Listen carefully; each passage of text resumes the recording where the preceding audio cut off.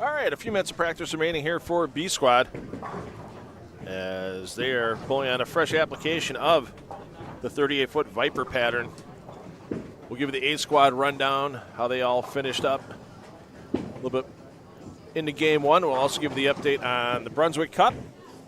Not much of an update because we have to wait and see where everybody finishes in this event, but we can give you some general ideas where some players near the top of the Brunswick Cup standings are at. And we'll have a little bit of general fun and frivolity here from Coldwater because it's almost time to get Coldwatered for B squad. Be underway in a few minutes.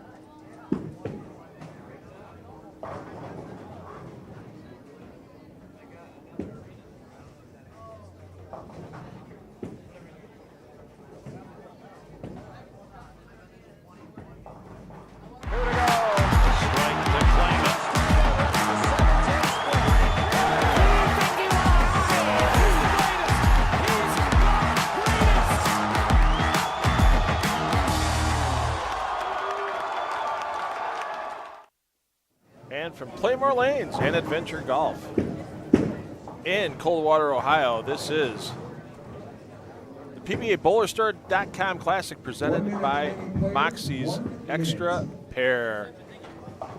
And good afternoon, everyone, here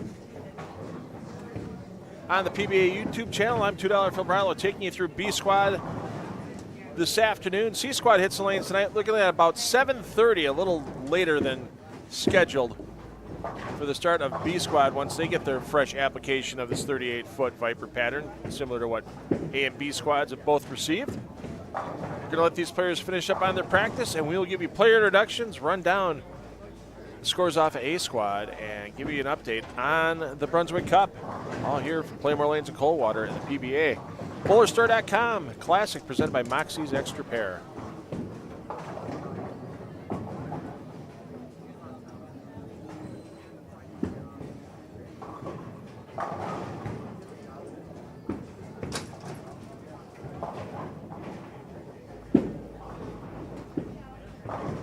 Okay, bowlers, practice please.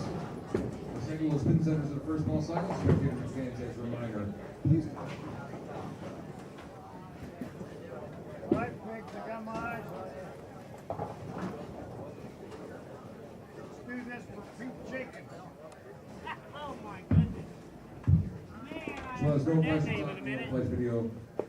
No live streaming. Bowlers greatly appreciate it. I'll be doing updates after each and every game, so you'll be able to follow along and see his contention to make the semifinals into tomorrow, beginning at 11 a.m. Bowlers, when your arrows come up and you have a full rack of pins, you begin your 8 games of qualifying in 2025 PBA BowlerStore.com Central Classic presented by Moxy's Xtra Pair.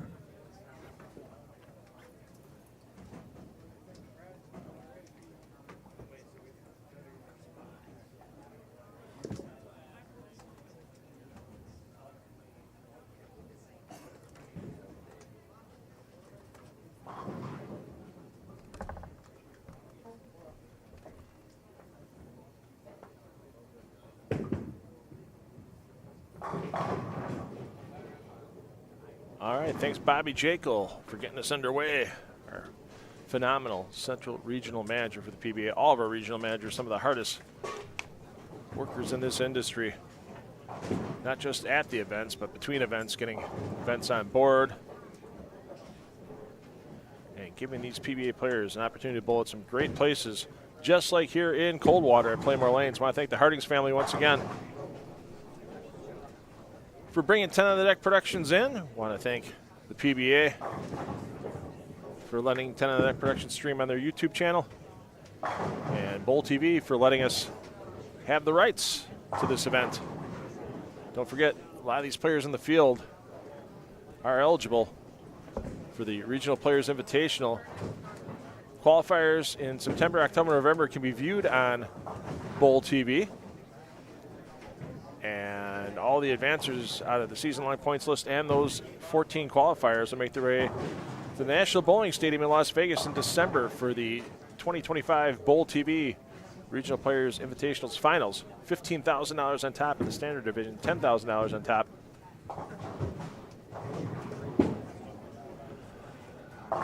in the PBA 50 division, and the only way you can catch that RPI action is on Bowl TV. I want to thank Cheese Kaufman and everybody at Bowl TV for letting us stream here from Coldwater. Here's your player introductions on lanes 1 and 2. Jack Willerton's your bowler A. Gage Blackford, your bowler B. Chris Prather is your double A. Jorge Rodriguez, your double B. Next door, Kyle Bigelow is your bowler A on 3 and 4. Benninghoff of the Rich variety, your bowler B. Michael Williams, the second, bowler C. And bowling as a guest, Jacob Boxty is your bowler double B. Williams, the second, is your double A with the lettering system in play here. Scores as expected in Coldwater. Nobody really running away with it. Nobody even averaging 220 on the first squad.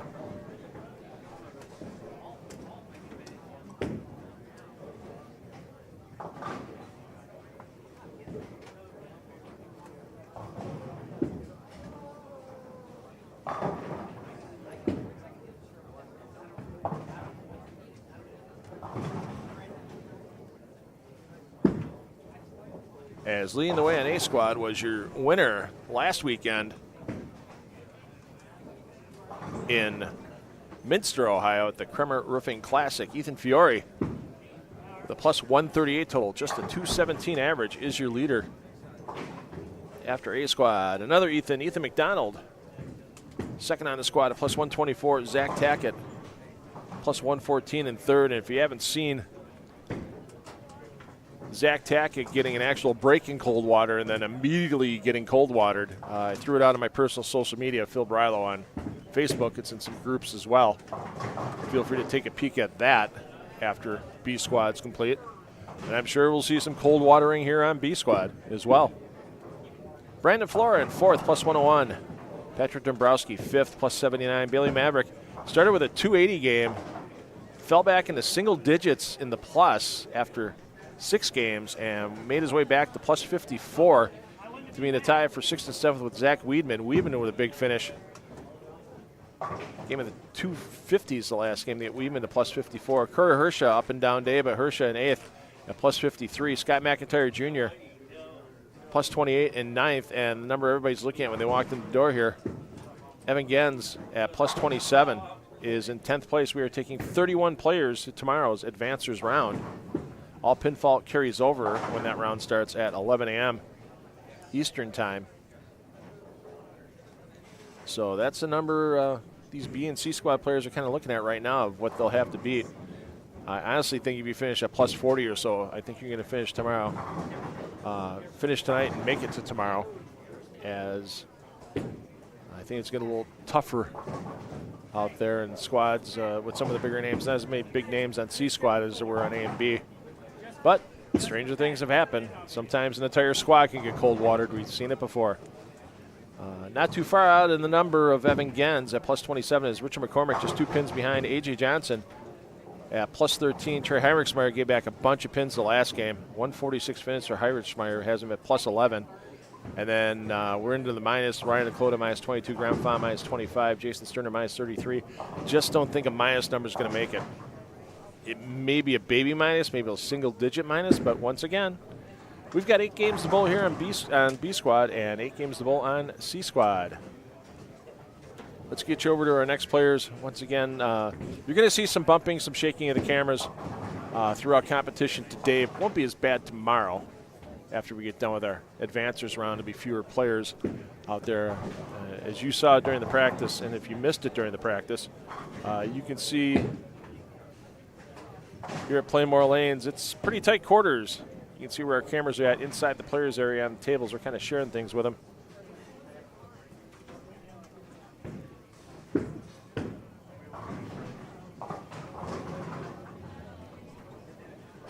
So there may be an occasional bump, wiggle of the camera, but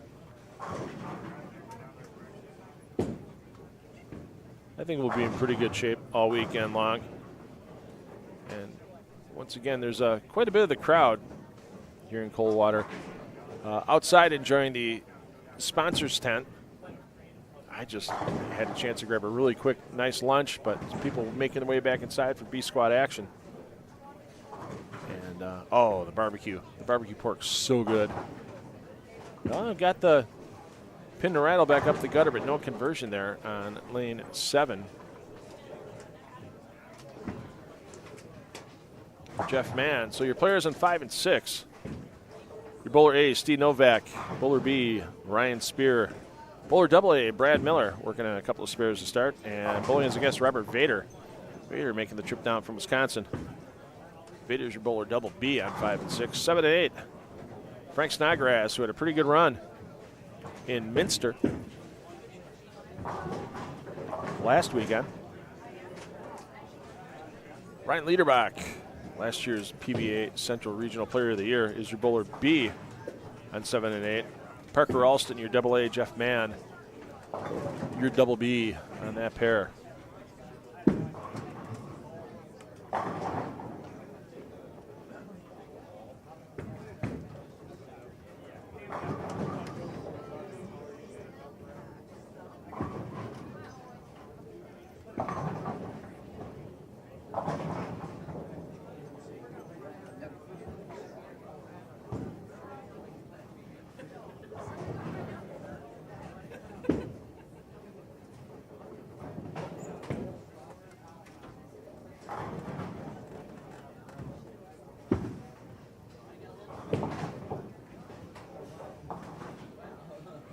Yeah, it's pretty interesting to see you get a couple of PBA Tour players from A squad like Fa and Sterner at minus 25, minus 33.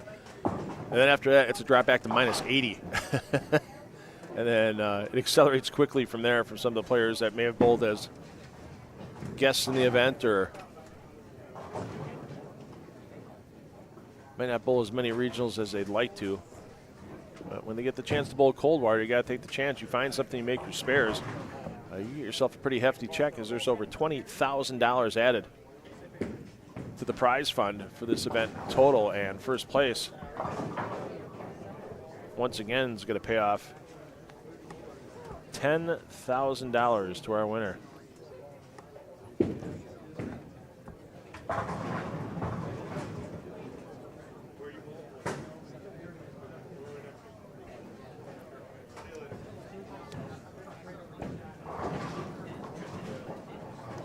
And I'm surprised some of these players are starting this deep on this 38-foot Viper pattern. I know that the gutter doesn't play, but then that's what happens. When you miss right, you miss right quick and early, it is no chance for recovery here in Coldwater on 14 of the 16 lanes. In the other 2 lanes, it might be a 50-50 chance that it comes back.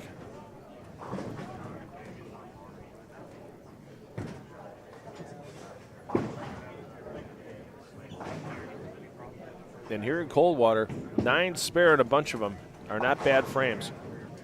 Not bad frames at all.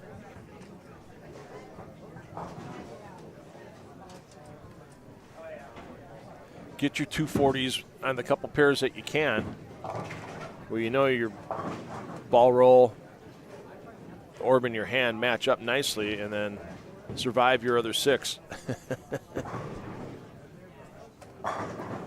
Yeah, once again,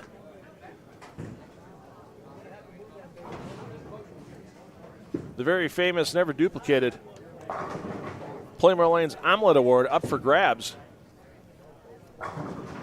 here on B and C squads. No winner on A squads. You may be asking yourself, this is the first time you're joining us for Coldwater, what in tarnation is a Pla Mor Lanes Omelet Award? It's pretty simple.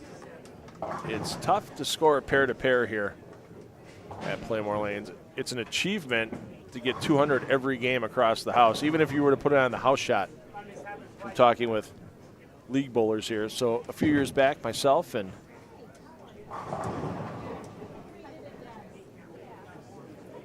Lee Kaiser, former marketing manager here at Pla Mor Lanes, we came up with the Omelet Award because the omelets here are so darn good, huge. You do not get skimped out on any of your fillings for your omelet. And we figured we'll buy breakfast if somebody gets all 8 games 200 or better in their qualifying block. We had a couple players come close on A squad with with Zach Tackett and Ethan McDonald. But Zach Tackett, 2 games that cost him were 197 and 198. So 5 pins he needed between those 2 games, and it would have been a free breakfast for him, and we would have kicked in for his lovely girlfriend, Kayla Crawford. But once again, that Omelet Award plaque has a lot of open spaces we have to fill in yet. If we get 2 a year, it's a huge year. This could be a year where we get 0.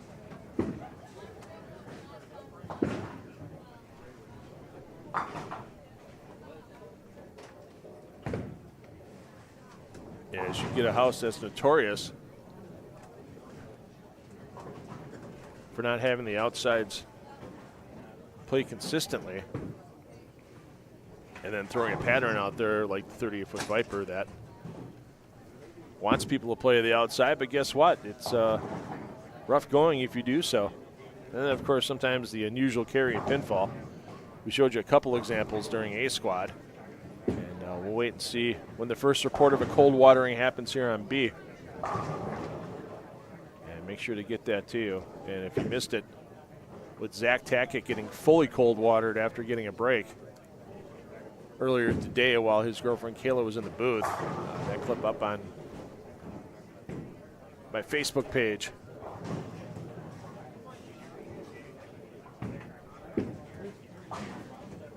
So let's get you over in player introductions on lanes 9 through 12.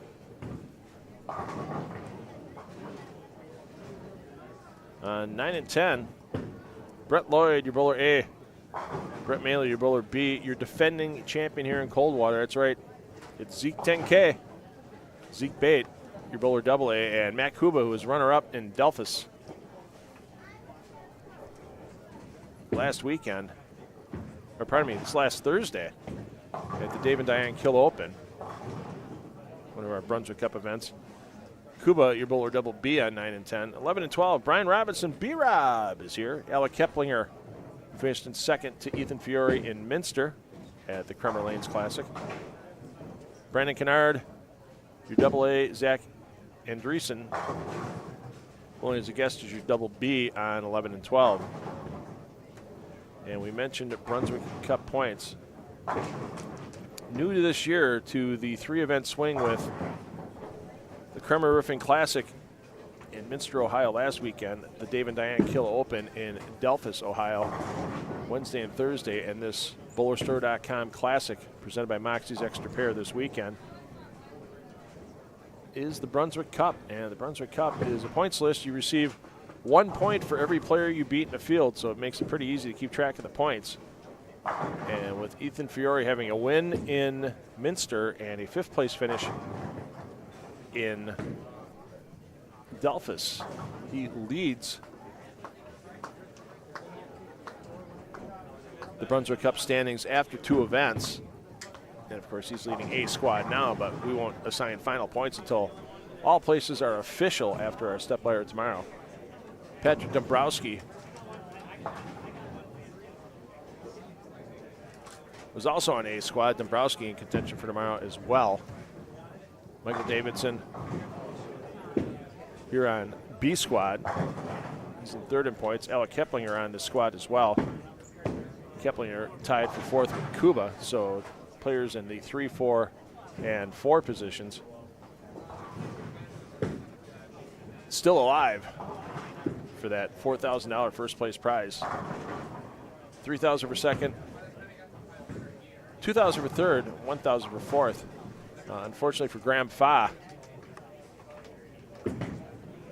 he doesn't look like he's going to qualify into advancers round tomorrow. Chris Prather bowling on this squad. Chandler Stevens. Stevens will see on C squad tonight.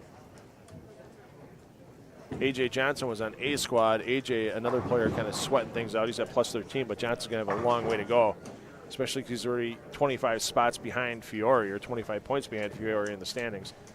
And then Gage Blackford, who's on 1 and 2 here in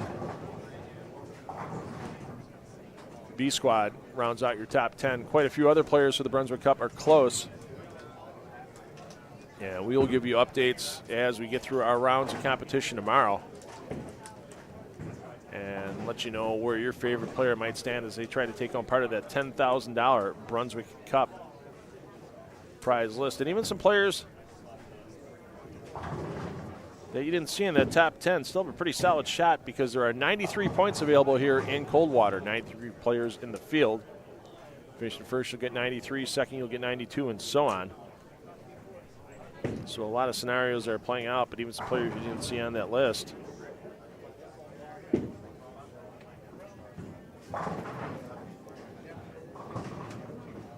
Such as Frank Snodgrass at 99 points, Zeke Bate 94 points. Bailey Maverick 91 points has got some work to do. Mike Williams II, who's on this squad, at 89 points. Scott McIntyre Jr., who was on A squad, 88 points. So yeah, there's still a lot of players have a chance to get part of that $10,000 in the Brunswick Cup.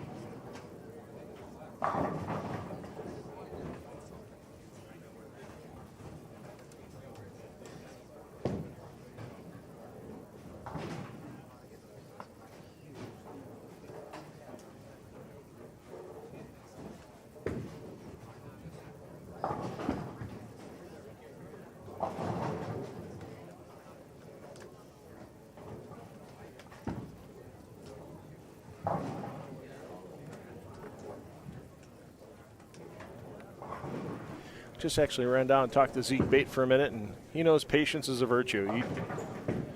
This isn't exactly one of the easiest pairs, he says, when things are on the fresh. Once it gets burned out a little bit, he'll feel better. He's got to feel better about this pair. It's a pair he won the BowlerStore.com title on last year for $10,000.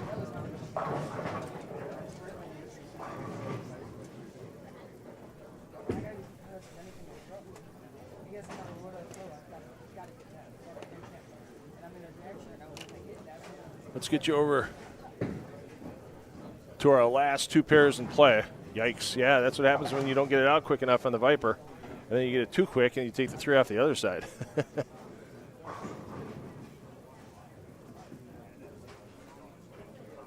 William, sorry about that. Been running around.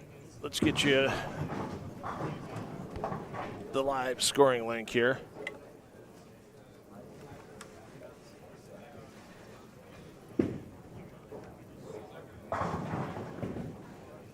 There we go. Drop it in the chat for you. So we'll drop it a few more times as the day goes along. But there you can see all the scores from A squad, and once we start getting into B squad, those scores will update there as well.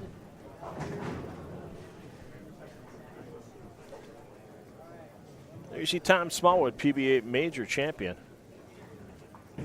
Smallwood is your bowler B. Mitch Beasley is your bowler A.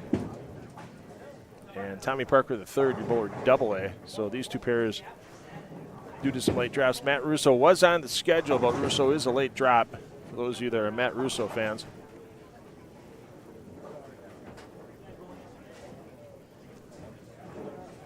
And if you're a Ronnie Russell fan, that's a late drop as well. Michael Davidson, your A. Keaton Ostrowski, who's bowling as a guest, is your B. And Trevor Parav. Parav is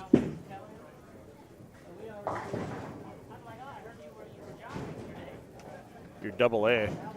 Whoa, somebody found my table. My goodness. That was a little rock and roll in there for everybody. As Davidson finds the cross. And yeah, even with your 10 minutes of practice on the pair, add tough lanes already at Coldwater, add a Viper pattern that's not conducive to the way the lanes play here at Pla Mor Lanes. And it's going to be a long afternoon for a lot of players. We already bumped the start time back for C Squad to 7:30, as I don't care who you are. I don't care if Mr. Belmonte would have made the trip up from Australia and started throwing this building. I don't care if you're E.J. Tackett, who's bowling in Australia this week, saw you the 300 game yesterday. You're going to have quite a few frames where you're throwing 2 balls a frame here in Coldwater, regardless if you're the best in the world or... You'll get enough strikes if you're an EJ. I mean, he's won in this building. You'll get enough strikes if you're a Smallwood or a Beasley, but you're going to have enough frames to go with it, like that one, where you're going to be tossing that second shot.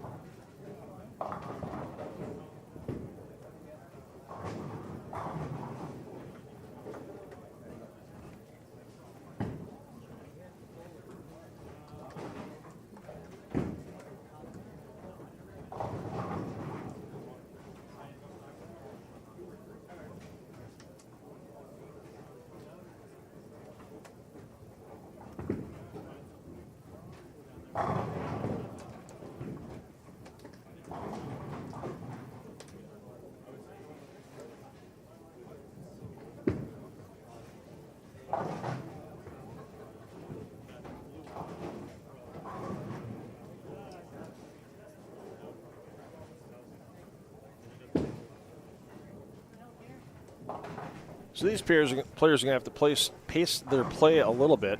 I'm going to have to pace my speaking a little bit. Getting a little too fast here with the pace. But you're able to follow every pair in play on the PBA YouTube channel. If you're watching us on your full screen right now, go back down to normal size and open up the description below the video that you're watching. And you'll be able to see all the pair feeds in play. 1 through 4, 5 through 8, 9 through 12, and 13 through 16. And my suggestion is to right-click on those links and open up in a new tab, because we'll give you score updates here in the main feed. We'll show you some Coldwater rings. We may actually get a possible player or two to talk to us before C Squad.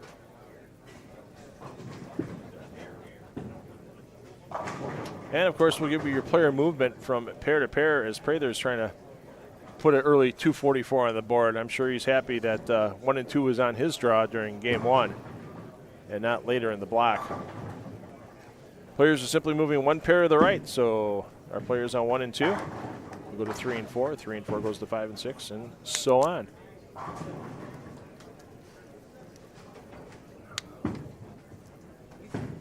So I'm going to refresh my beverage off the patio here at Coldwater, say hi to some sponsors really quick between games, get some other behind-the-scenes work done, and we'll be back with our second game of B Squad here for the BowlerStore.com Classic, presented by Moxy's Xtra Pair here on the PBA YouTube channel. Once again, this is a 10 on the Deck production that the PBA is nice enough to live stream for us on their YouTube channel. And 10 on the Deck Productions couldn't do our live streaming of PBA regional action without our season-long sponsor. That is H5G Brands. They are the official merchandiser of the PBA. Even though everybody's patiently waiting for that 2026 PBA schedule, you can get yourself some of the official merchandise of the PBA. Go to h5gbrands.com, click on the tab for PBA Tour merch, and see all the things available to you, whether you wear it, drink out of it, or stick it on your fridge at home. Once again, players moving one pair to the right, and B Squad continuing shortly.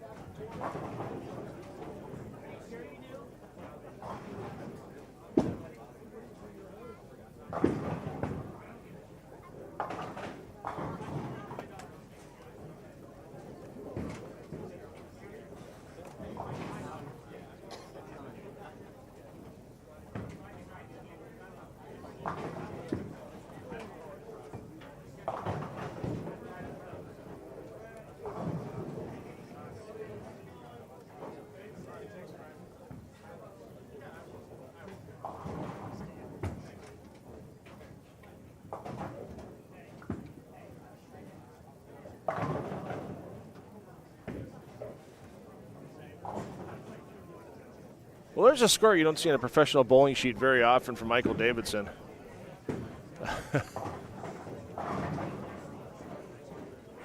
$15 in the second with a gutter spare. Starting to make a bounce back, though. Had the double.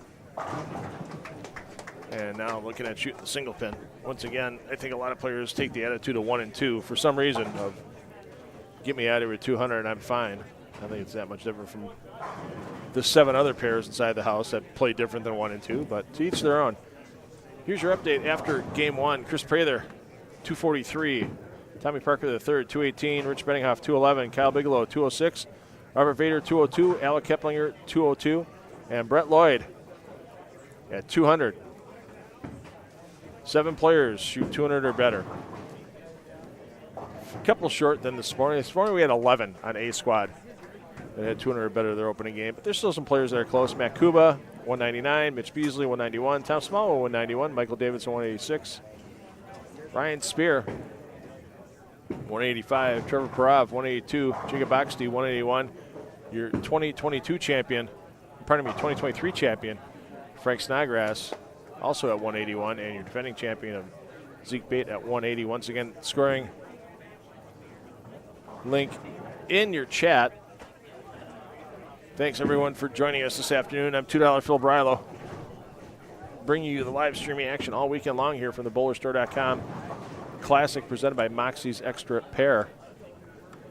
I almost did it again. I almost said extra frame. I'm having flashbacks to 2017 when I was here, 2016, when Kyle Troop won in 2016. 2017, Rhino Page. 2018, Jacob Buttroff when we were extra frame while we were here. Had some fun times during those extra frame years here in Coldwater and having a fun time bringing you the action this weekend. This has been one of my favorite centers of visit since my first time here in 2016.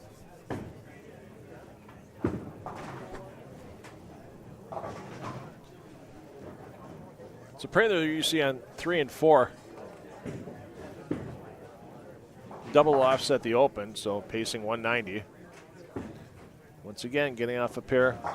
I mean, look at this morning. The two players that had 2 games under 200 and kept them in control with games in the 190s are your bowlers that are in second place and third place, with Ethan McDonald and Zach Tackett on A squad and Ethan Fiore on B squad. I mean, a slow start. Fiore was basically 40 under after 3 games and came back with 235, 228, 243, 269. A little bit of a rough finish at 198. Had to close with a 3-bagger in the 8th, 9th, and first ball of the 10th to get to that 198. Plus 138, not a bad score here in Coldwater on this 38-foot Viper pattern.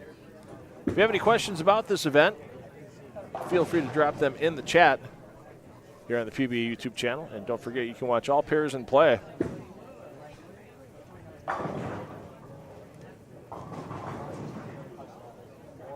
here on the PBA YouTube channel for free all weekend long.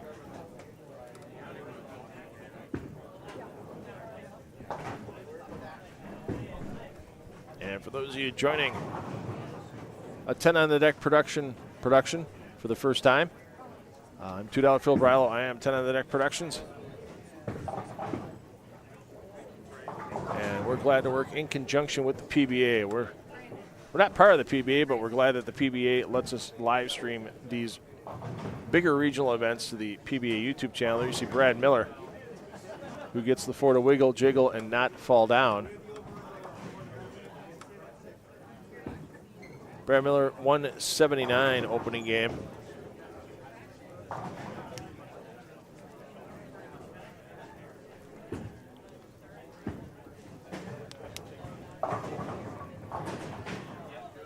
Miller is your bowler AA on pair with Novak, Spear, and Vader. Vader at 202 the first game. Spear 185. Novak 167. Trying to bounce back from a little slow start over on 5 and 6. Bigelow, Benninghoff, Williams II, and Boxty. Benninghoff 211.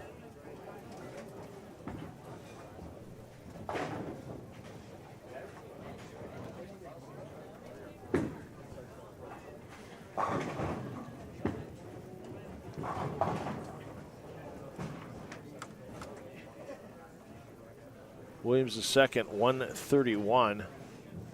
Ouch. That's all to say to that one. Boxty, 181.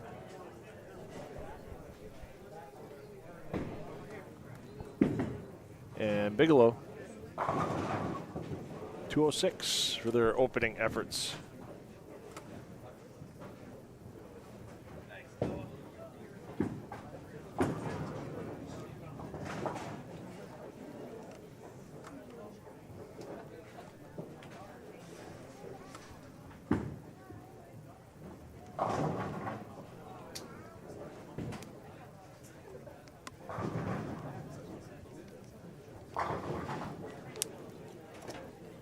Vader doesn't like the fact that he crossed over, but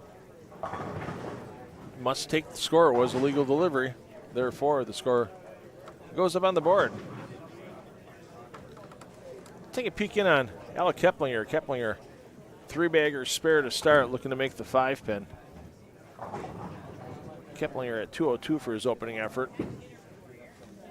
Looking to climb up that Brunswick Cup leaderboard and build on the second place finish he had in Minster at the Pla Mor Roofing Classic. Pla Mor Roofing, one of the sponsors of that Brunswick Cup, with the extra $10,000 available on that points list for our players. Mitch Beasley, a couple of weeks ago, he was in Bowling Green. Unfortunately, had to withdraw due to a tweak in his back. Looks pretty solid out here today. He's offset that open with a double now. Can still get in the 2 teens.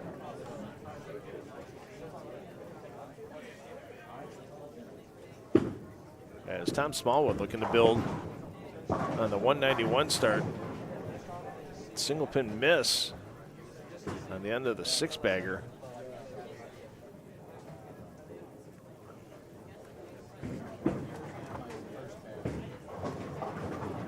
Hey, welcome to Coldwater, Tom. Been a couple of years. I don't remember if Tom bowled last year.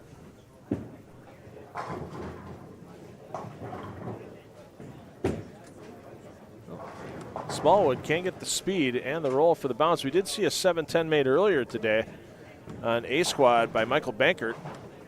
And a little tease for Smalls, but now he's looking at back-to-back opens on the board and a max in the 240s. But once again, you just got to stay patient. Grab the strikes in a row when you can.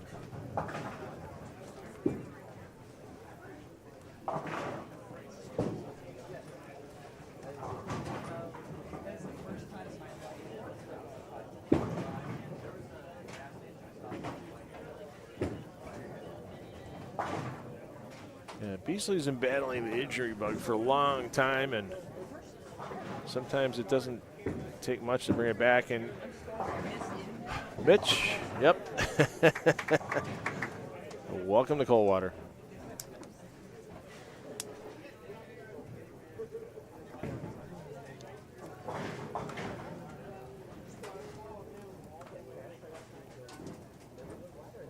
Tommy Parker III had a nice finish, making the top 16 in Minster in the Pla Mor Roofing Classic last weekend. And wrap that 6 around the 10. I know it's not actually the case, but sometimes it seems here like the 6-pin gets hit by the 3-pin, and then like the distance between the 10-pin and the sidewall somehow increases by like 2 inches, and then it gets back to normal once the 6 is around it.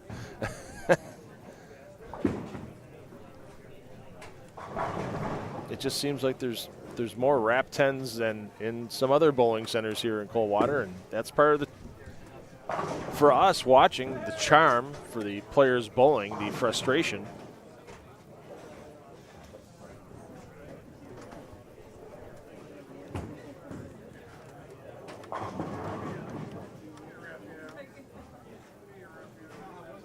Scooby, nobody wants to remember that name.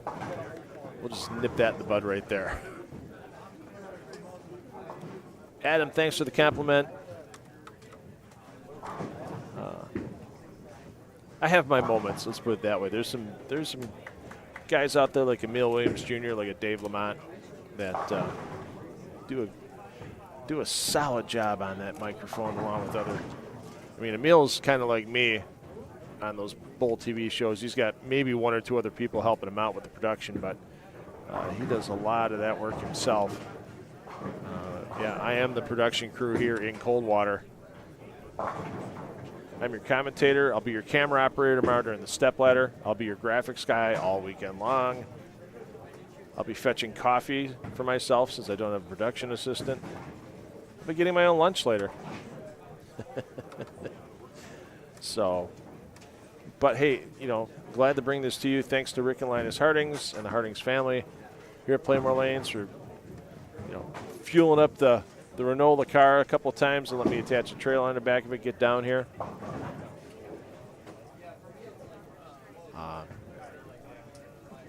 Nobody gets rich live streaming bowling.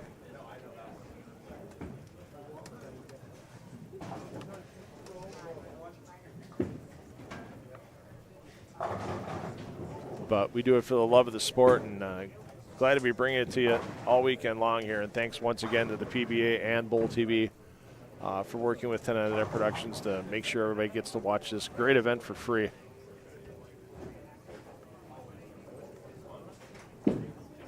Let's see. Oh, I see the question from HC in the chat about duck pins. There is actually still a professional duck pin, if you want to call it tour. I mean, it's weekends. There's still, duck pins are still pretty active in Maryland, Virginia,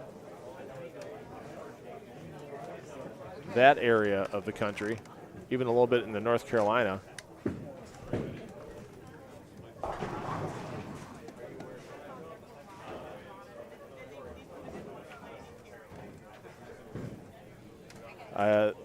There's actually a Facebook page, I believe it's called Duck Pins and then the number 4 and then Ever. And they actually post some highlights from some of the duck pin events that are held. They're weekends. I mean, let's face it, the duck pin tour, you know, it's people that do it for the love of the sport that are good at it and make a few bucks in these tournaments. But some of the pinfall you see in duck pin is quite amusing. Same thing with candle pin. There's a gentleman up in Maine that does a lot of candle pin bowling live streaming and such highlights. And it's always fun to watch somebody hit the head pin and that be the only pin that gets taken away in candle pin. I've never seen somebody hit the head pin and duck pin and not at least take the 5 with it, with the deflection. But candle pin with those little bit of narrower pins, you can definitely hit the head pin. It's been noted that some players have actually, in candle pin, hooked the ball through the entire rack and not hit a pin. It's possible.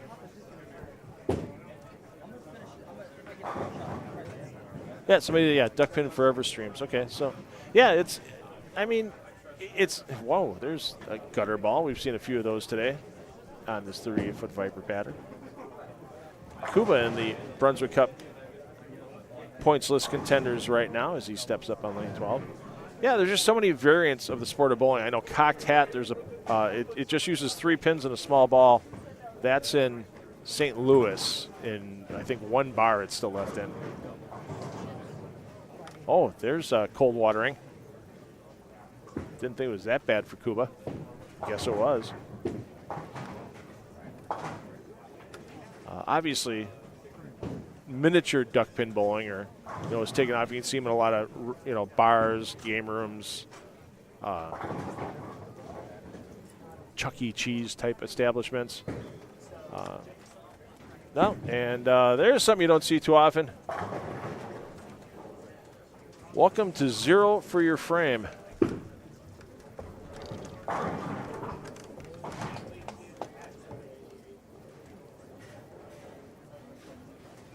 Something tells me that next ball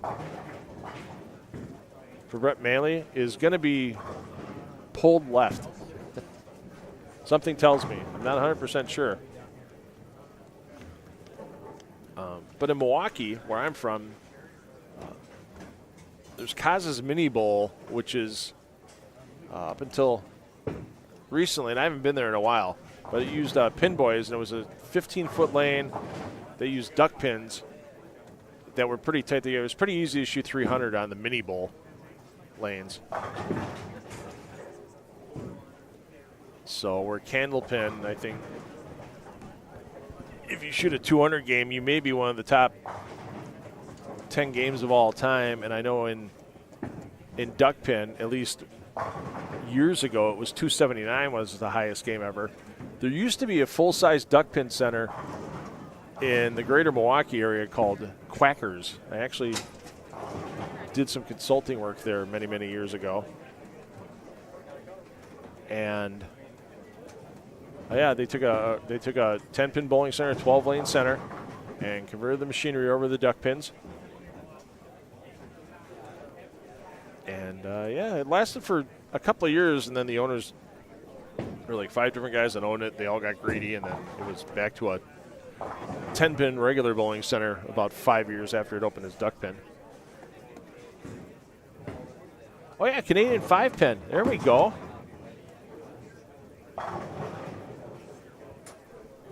I've seen it. I didn't try it when I was in Vancouver a few years ago. There was a 5-pin center a couple of blocks from my hotel on the east side of Vancouver, and I didn't get a chance to go. Would have been neat to try that. I don't think there's too many free fall 5-pin lanes left anymore. I believe most of those are on strings now, and that's a unusual scoring system because I know your perfect game in Canadian 5-pin is 450 because of the point value of the pins. I believe it's 5 points for the head pin. The 2 pins just behind it are 3 each, and the 2 corners are 2 each. I don't remember exactly, but yeah, I miss out on that. So we'll talk a little bit more about just the different kinds of bowling you can have fun with. This is not fun today for these players, though. You're signing a contract with the devil. Wow, there we go, Matt. And another Coldwatering. Yeah, you're signing a contract with the devil when you're taking your chances here in Coldwater, no doubt about it. Your player movement between games 2 and 3. Skip a pair, land on the second, so the players you see here in 11 and 12, they'll go to 15 and 16. 9 and 10 will go to 13 and 14, and so on.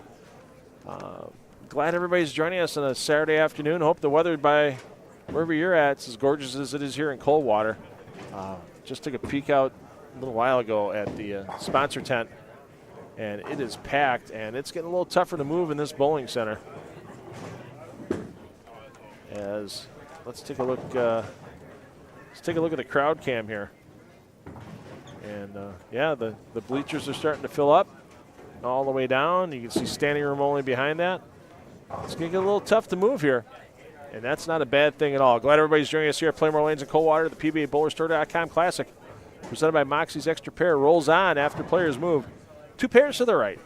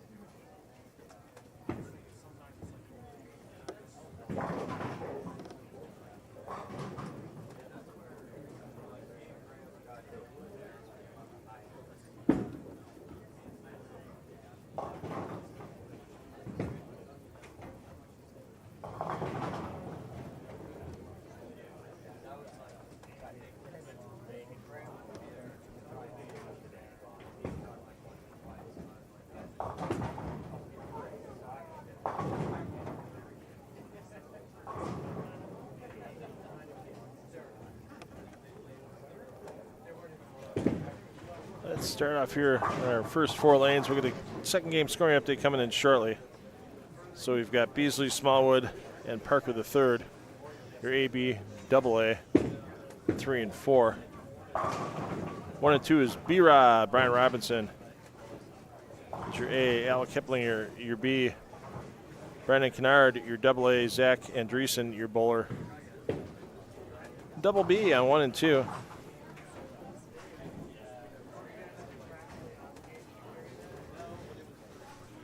And back to the chatter on small ball. I keep forgetting it's called that. It's called small ball for bowling. I know some places call bowling 10-pin and 9-pin. Obviously, you can still go to Texas, and they have the traditional 9-pin game that I think they all have pin buoys. I don't think there's any way that anyone's ever designed a string machine or some type of pin setter for the Texas 9-pin game, because that's played on a bowling lane, a 60-foot bowling lane, and with full-size bowling balls and such. I know, if I remember right, you get more points for leaving the middle pin in 9-pin in the Texas 9-pin than you do by getting them all down. I think you get 12 points if you leave the king pin, which would be in like the traditional 5-pin spot, I guess, for our bowling. And then you get 10 pins. You get a certain number of balls per frame, per teammate. I don't remember the whole spiel, but I've seen some pretty neat looking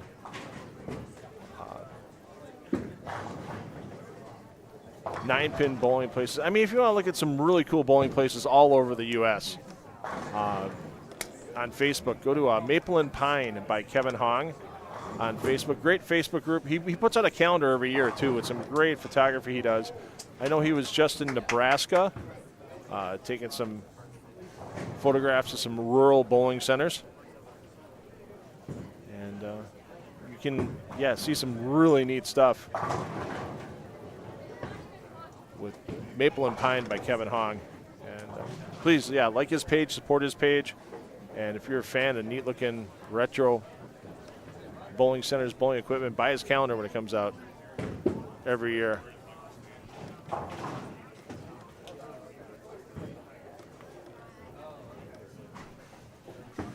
Yeah, I mean, there's European 9-pin, which is an interesting game. They don't wear bowling shoes, from what I've seen on Facebook clips, YouTube clips, whatever.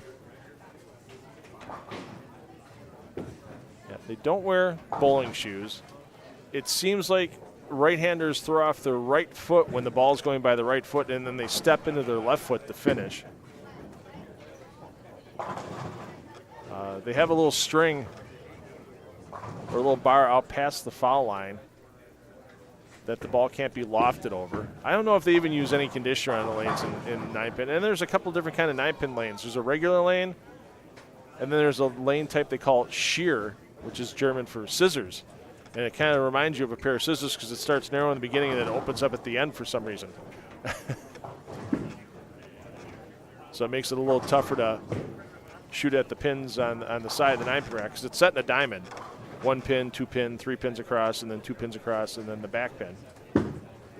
So I know there's the scoring's off of a certain number of throws. Once again, far from an expert on it, but as small as misses the spare. But it's just interesting to see all the different types of bowling that have developed in the world over time.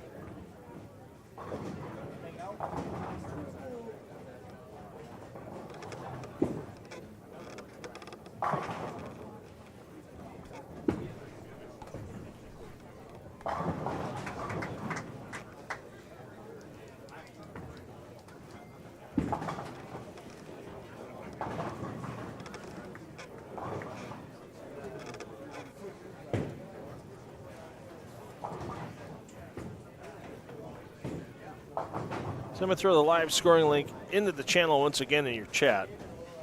And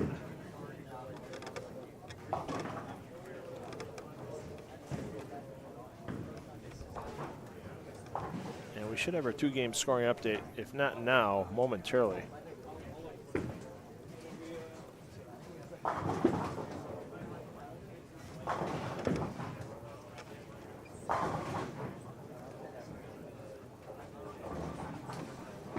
Tom Smallwood, we're with our leader, Smallwood, plus 37 for Smalls in games of 181 and 246. We may have no one eligible for the Omelet Award after 2 games here on B Squad. Oh no, Brett Lloyd still eligible, plus 31 on games of 200 and 231. Chris Prather gave back a bunch with a 184 in game 2 after his opening 243. Still third on the squad at plus 27. Put Kyle Bigelow at that same number. Bigelow on games of 206 and 221. So there's still the Omelet Award possibility for Bigelow. Keplinger, plus 25. Games of 202 and 223. He seems like he'd be a bacon and cheese omelet kind of guy. Frank Snodgrass, winner here in 2022. Snodgrass at plus 15 on games of 181 and 234. Tommy Parker the third, you see up here, and I bet you he hasn't shot the old 1, 3, 6, 8, 10 all season. And he's 0 for 1 at it. Now he's got the Bo Burton. Oh, he's on a double, pardon me, or he's on a 1 strike, so that's just a single open. Smallwood looking at the buzzer, though, if he misses a single pin. Parker at plus 5. Robert Vader even. Your defending champion, Zeke Bate. Minus 15. Jacob Boxley, minus 18. Mitch Beasley, minus 22. Your top 11 on the squad. And we're taking 31 to tomorrow, so if all things were fair, right, and just in the world, we'd have 10 off of each squad, A, B, and C, and then take a wild card for a high qualifier. But it's whoever's in the top 31 positions overall after 8 games, they'll advance to 11 a.m. tomorrow morning with pinfall carrying over for the advancers round, along with the round of 16 and round of 8 to follow. 8C, yeah, bowling with your kid, yeah. 2 hands is recent development. Chuck Landy was one of the first to do that, 70s and 80s, but he was the few and far between, and he actually had people fighting him about it being fully illegal, even though there's not the rules against it. Really started coming popular in the beginning. You saw it more in the early 2000s than, Asku Palermo, first to win a major with 2 hands. Jason Belmonte hits the tour, and it just takes off like you wouldn't believe. It's hard to believe that Belmo's been on tour for 16 years now.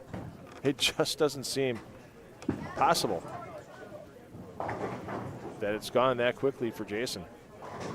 How many years is he going to keep coming back to America for the tour season and stay away from the family and such? We just don't know.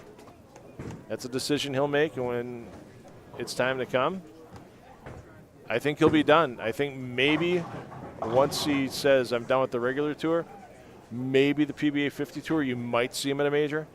And it's a very slight might, like if there's a couple back-to-back, like how it's scheduled now with the USBC Senior Masters and then the Senior US Open in Colorado, the following event. Maybe you'll see Jason come back for a event or two. I just don't see it happening after Jason says, I'm done. What's he got to prove? He's still 4 more years away till he's Hall of Fame eligible, which is another thing, because you have to have your 20 years in as a PBA member. So, yeah, the influence that Jason Belmonte, Asku Palermo, and Asku gets underrated sometimes because he didn't have the tour success that Jason had, but Asku has influenced so many bowlers in Europe, and he's worked with so many bowlers in Europe as well. I still see his videos out on Facebook all the time. He's still practicing. He's still bowling events in Europe.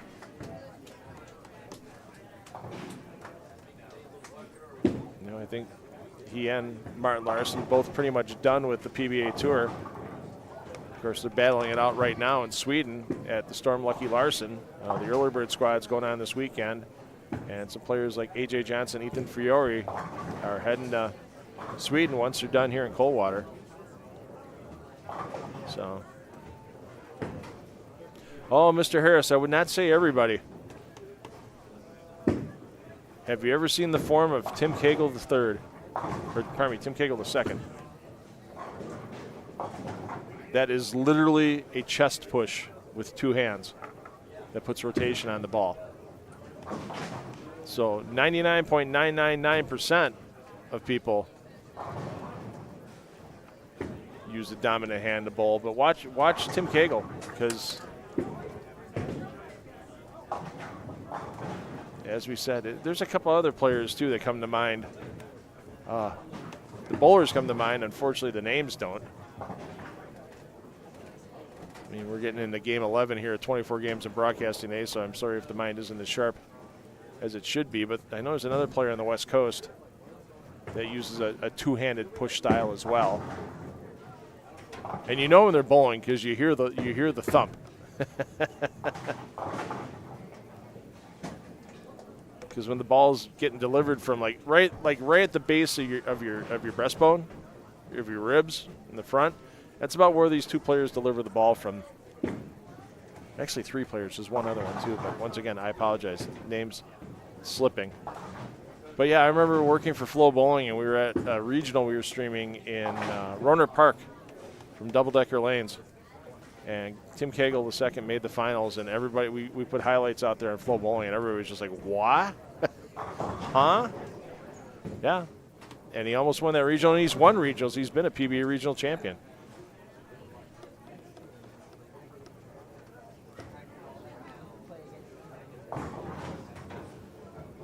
So let's see. Mooney, it's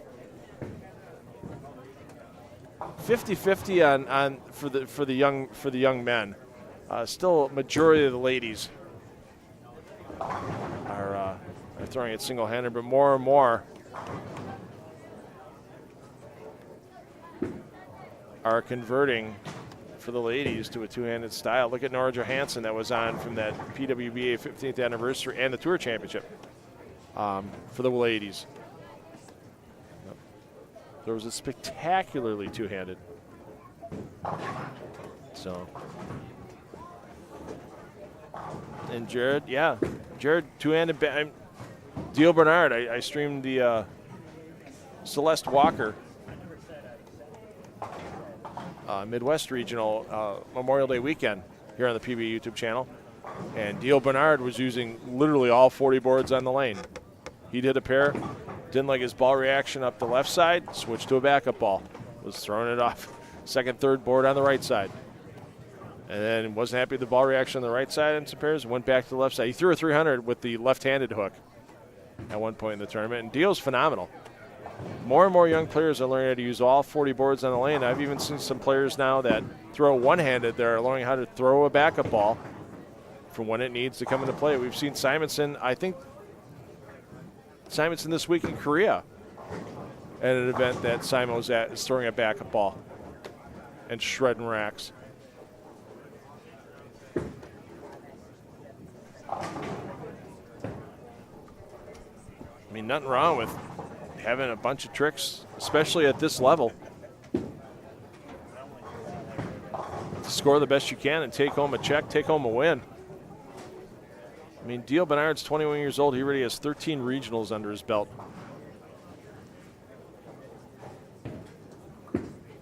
Just insane. Just absolutely insane. Now his doubles partner, Eric Jones, and another one won a bunch of regionals, learning how to use all 40 boards on the lane.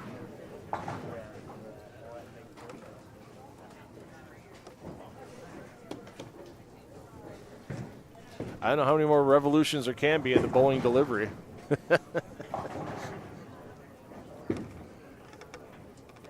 Somebody's going to come up with a 10-finger bowling ball and find a way to throw with 1,200 revolutions a minute or something. Okay, 8 fingers. You're going to keep the thumbs out of it. Sorry. Made myself laugh at that one.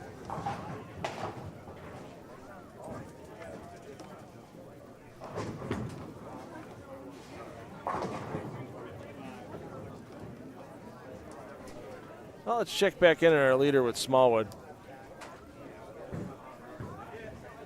Future Bowler B are not having a good game. Hasn't struck yet on 3 and 4.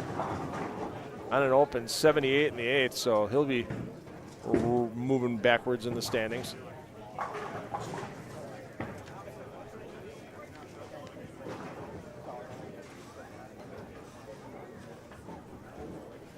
And then we'll go up and check in on our defending champion, Zeke Bate.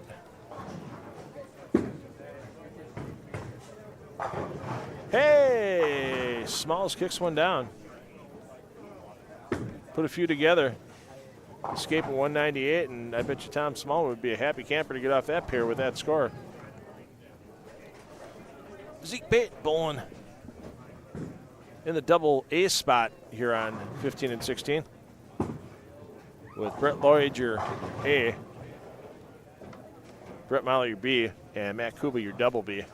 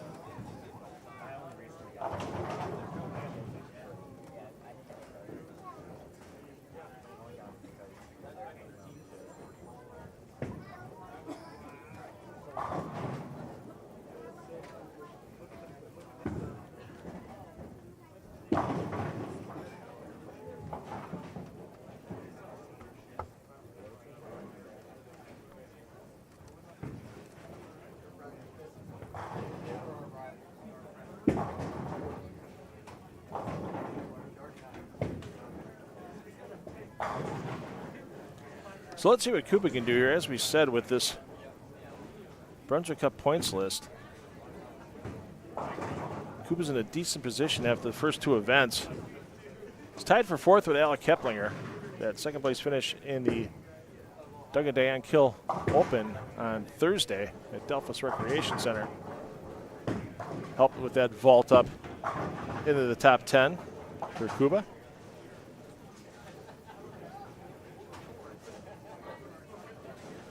Fiore leading that points list. Dombrowski second, Davidson third, and then Keplinger and Kuba tied for that number 4 spot.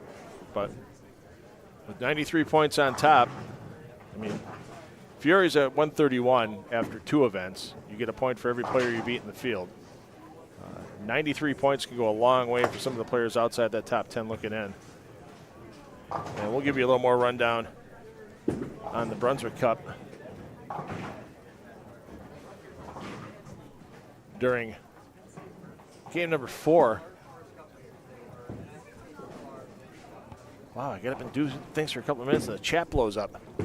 Holy cow. Let's see. Clausio Bear. Yeah, it's not the instant cheat code.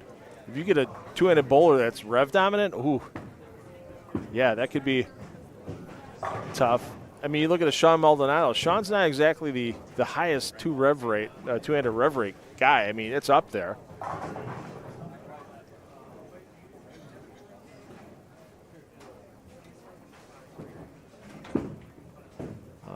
Before Tom Doherty, don't forget Mike Miller back in the late 90s on tour, recently retired proprietor of 10 Pins and More in New Mexico, who sold the center to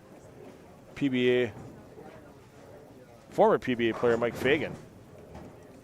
Mike Miller threw a 300 on TV at the National Bowling Stadium in Reno, not using a thumb in the ball, one-handed. I mean, if you've ever seen the size of Tom Doherty's mitt, you can understand why he can throw one-handed. I mean, if you think about it, too, Tom Smallwood, he basically used from the up to the first knuckle on his thumb. That's it. From the nail to that knuckle just under the nail. That's it. And the way he rolls it up on his forearm, I couldn't do that. I don't have that type of flexibility. I mean, Smallwood could probably get away with throwing it one-handed if he had to.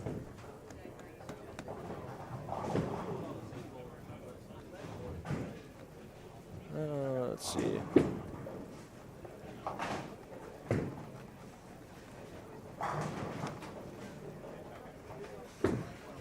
All right, they don't really put a lot of oil in front of the head pin. I mean, if you try doing that with Brunswick pin setters, you get too long of a pattern, it's too heavy. It gets oil all over especially the accelerator belts. You ever try putting an accelerator belt on an A2 pin setter after it comes off because it had oil on it? It's about an hour job at a minimum. So, I mean, it's one thing that bowling centers have to keep in mind.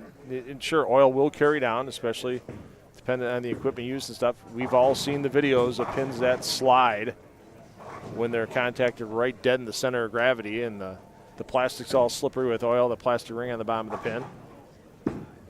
And the pin deck's got some residue on it as well. Yeah, we've seen it. But that's carry down. That's a little different than actually applying oil for the head pin. I mean, there's always the Peterson Classic. There you might get oil just in front of the head pin, and that's it. You might get 50 feet of dry and 5 feet of oil right before the head pin. That's a whole different ball game, though, with the Peterson.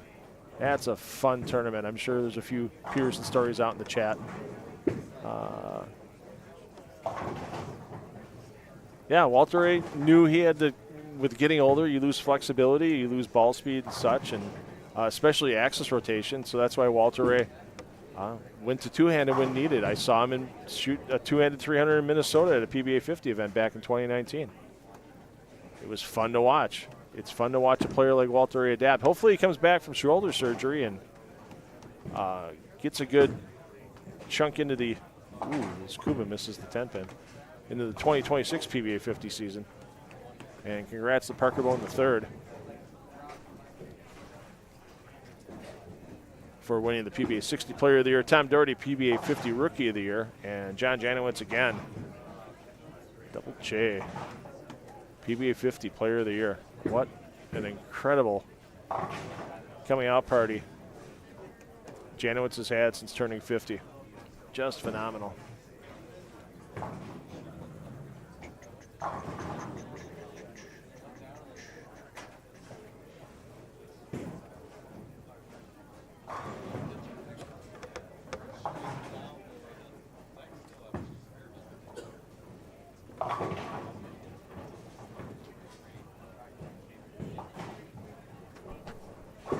So we're going to get into our break here for Game 3. Your player movement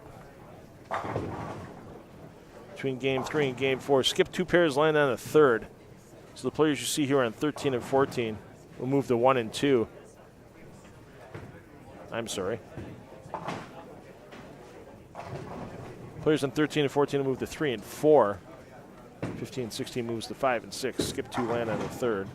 So the biggest move of the day for our B squad players, as we are 3/8 of the way through our 8-game qualifying block here at the PBABowlerStore.com Classic, presented by Moxy's Xtra Pair. And you can't have a great regional event with this great pay structure like we have here in Coldwater without some phenomenal local sponsors.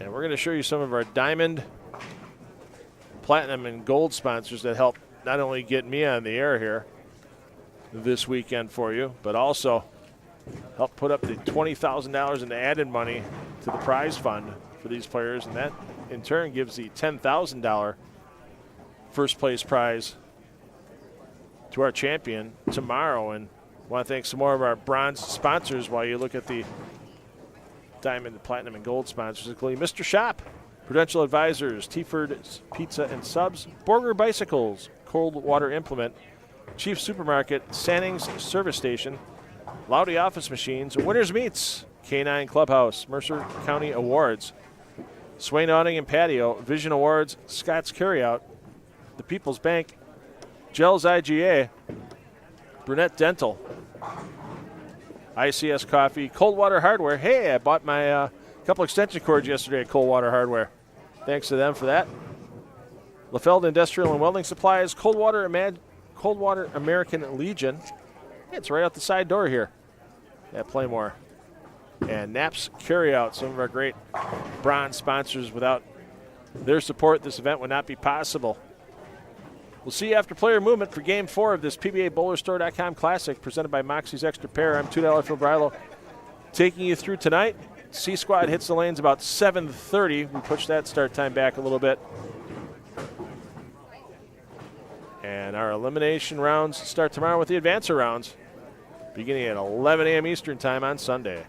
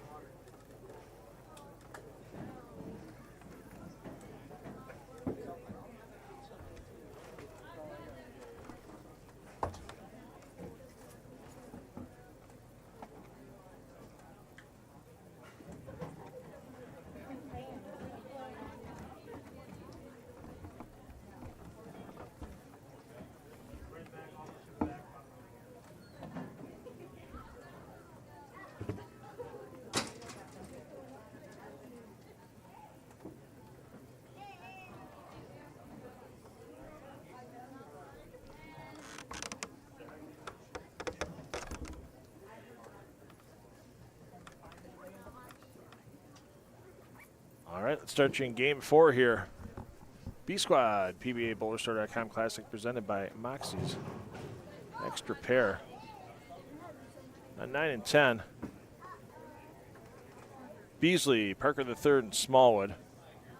11 and 12, Davidson, Ostrowski, and Parav. So a couple threes on this pair.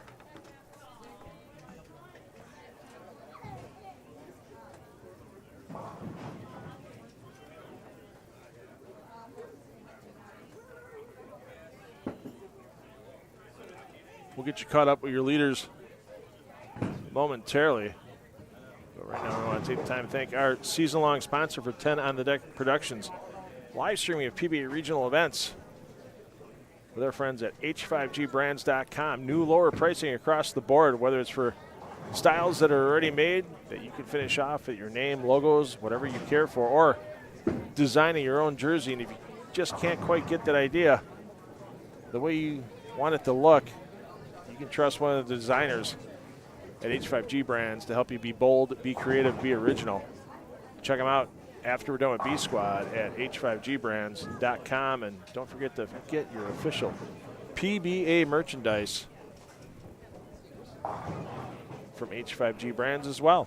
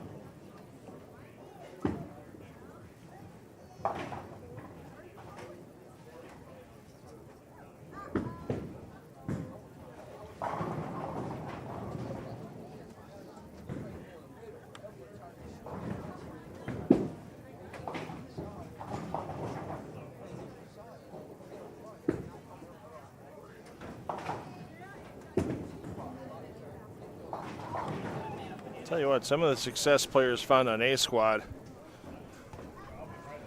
left with A squad, as scoring pace on B squad a little lower than what we saw in A. Let's get you your 3-game scoring update. And our leader, believe it or not, is still Tom Smallwood. Even after a 184 game, he's fallen back to plus 21. We have 3 players averaging 200 for 3 games. The Omelet Award is safe on B squad, as we have 0 players out there with the chance to get a free breakfast tomorrow morning here at Pla Mor Lanes if they would have had all 8 games over 200. I think it's the earliest we've seen it disappear. Unbelievable. Smallwood plus 21, Prather plus 13, Lloyd plus 12, Bigelow minus 2, Snodgrass minus 3, Keplinger minus 5, Novak minus 9, Vader minus 10, Boxty minus 14. And Benninghoff minus 23 is your top 10 on the squad. I just saw A.J. Johnson. I went out to check out how things are going out at the sponsor party. And I just saw A.J. Johnson, who was out there for a little bit. And I said, right now there's 3 guys. We may have 4 guys finish positive at the rate things are going. We have 3 guys right now averaging 200. And he's just like, really? I'm like, yeah. A.J. sitting at plus 13 after his morning block on A squad. And he had the whole series of welcome to Coldwater. Here's your up, here's your down.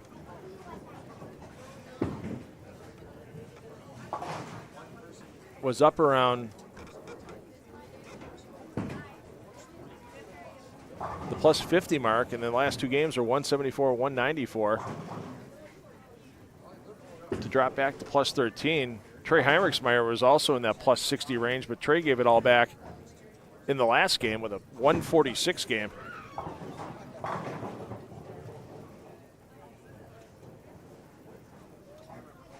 I said Graham Fa may have been out of the running and out of the race for the Brunswick Cup. As looking at the points list after our first 2 events here, I mean, Fa was tied for 6th. He was only 20 points behind Fiore coming into the day. I'm like, oh, 25 under. We're probably not going to see Fa tomorrow. With taking 31 players at the pace things are going here on B squad. So you're saying there's a chance, Graham Fa, even maybe for Jason Sterner, minus 33. There is a long way to go. And if you sign that deal with the devil, the bowl here at Coldwater, you got to expect every once in a while you might get burned. And they are definitely feeling the pain here. There you see our leader, Smallwood. Open frame in the 3rd.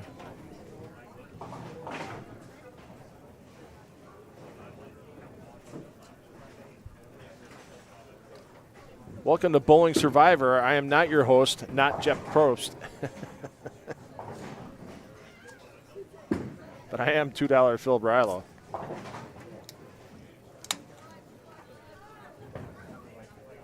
Want to thank all of our sponsors, too, on the Brunswick Cup.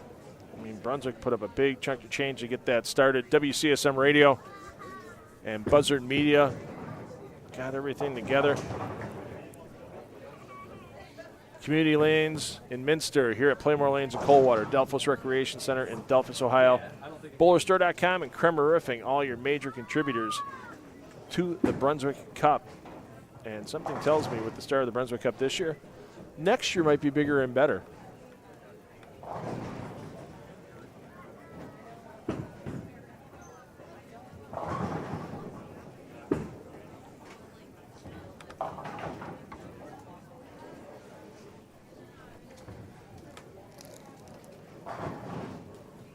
Checking at Chris Prather, 13 and 14. As Prather trying to convert the railroad, stay clean this game. As we mentioned, Prather plus 13, but he got all of his plus in game 1 at 243 and then 184, 186. I'll tell you what, nothing wrong with getting off of pairs of 180s. It's those pairs that you hit and you get away with it with 140 or 150 that are really going to be the difference in the scoreboard. So many cuts here in Coldwater over the years, are so many players bunched around the cut number by a marker, maybe 2 tops. Usually get 7, 8, 9 players bunched right around that cut number because the cut score is usually low. Always easier to bunch players up at the low cut number than a high one.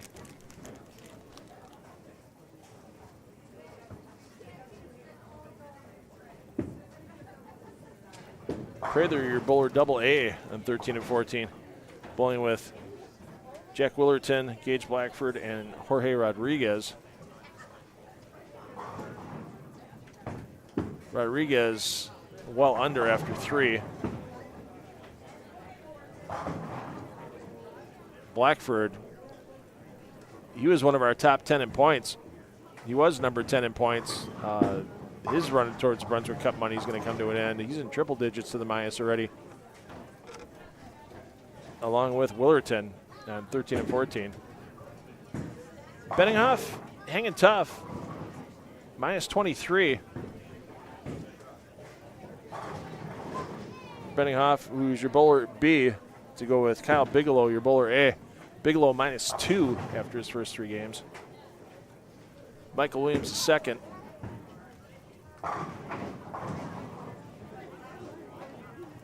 Well back after 3. And as we mentioned earlier, with Jake Boxty.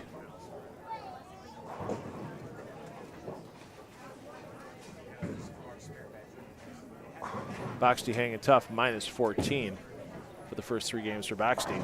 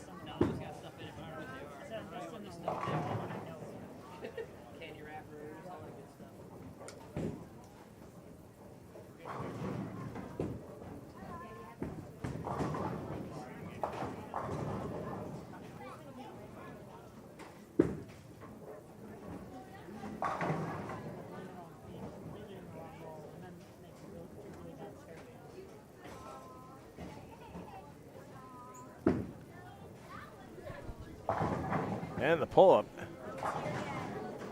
from Rodriguez. And that's not the first, and that will not be the last 5-pin we've seen missed here today. Michael Williams second. Sorry to have you on camera when that happened. And I'm sure that's actually going to probably put a bit of a second thought in the mind of Benninghoff right now, as he's also shooting at a 5-pin. Yeah, he goes dead straight at it. That'll make you think a little bit when someone else on your pair misses the 5-pin and you're shooting at one. I don't care what level of the sport that you're at.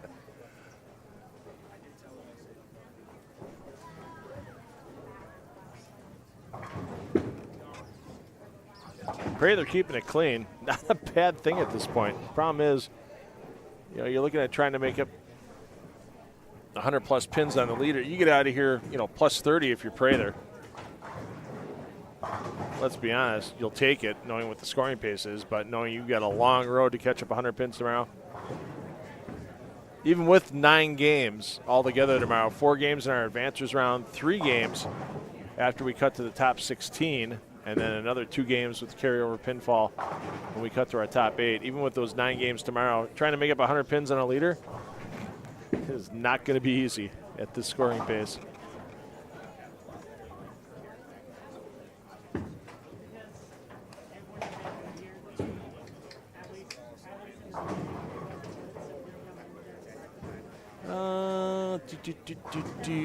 Blank, modern PBA guys had anywhere the same amount of events as they did in years past.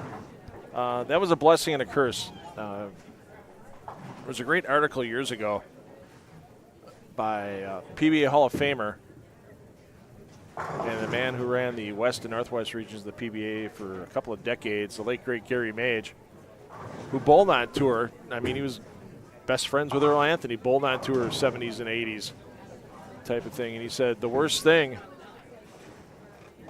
the PBA ever did was start the summer tour, because it forced guys that wanted to do that to make a living to stay out there, and they couldn't start businesses at home. They couldn't really get into bowling center management and that type of thing. They had to kind of choose, you know, do I do one or do I do the other? It was tough to be a part-timer. Then you're dealing with rabbit squads if you were.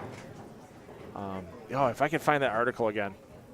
Gary had some great, and, you know, as a, you know, PBA Hall of Famer and a guy that was out there doing the grind when it was the grind. He said worst thing the PBA ever did for themselves was do that summer tour. I mean, if they would have did what they did in the 80s and just had the winter tour and then the fall tour, they had those few weeks in NBC in the fall, those of you that are old enough to remember, that would have been great. But when you're doing the 33 weeks a year and a lot of weeks without TV and all the other stuff, and yeah, it wasn't the best thing for the players mentally, physically, financially.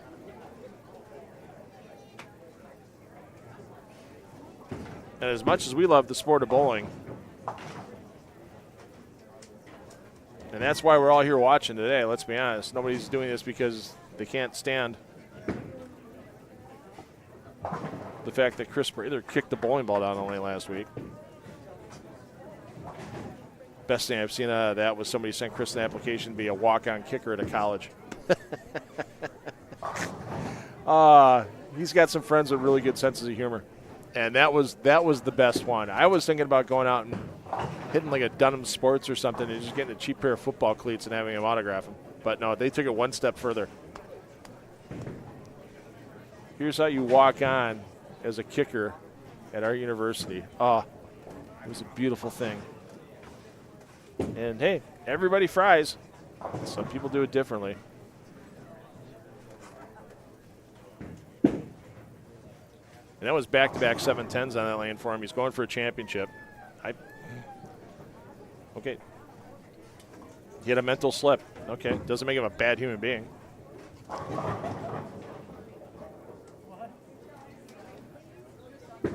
You know, he's back here bowling. He's throwing it well. He's trying to make the finals here in Coldwater. He's mixing up strikes, and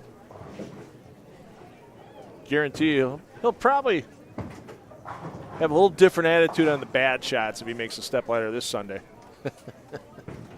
But he's human. That's the way it works.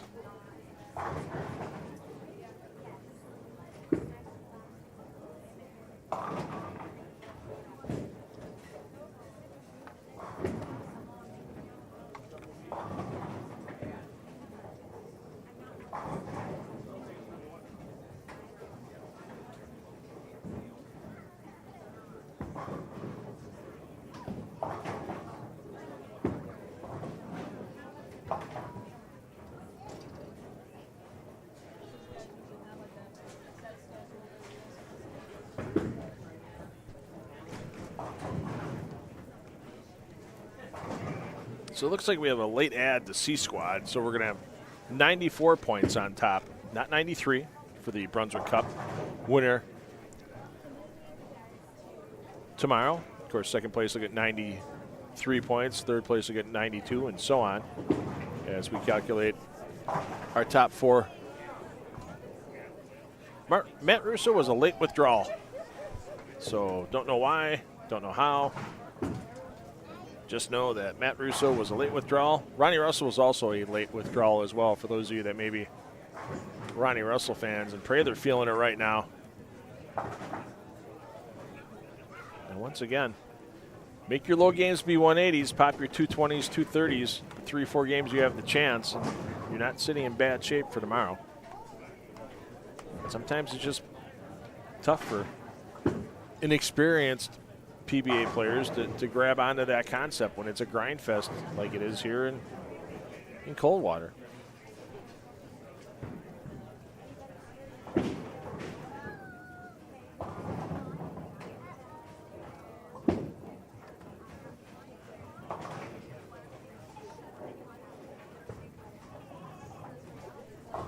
Yeah, I had a nice chat with Chris after it was done last Sunday. So, I mean, before he even left the bowling center, he knew it was going to be somebody who's going to meme it, somebody who's going to have fun with it. He knew it. You take it in stride, you don't hold it against yourself, and you move on.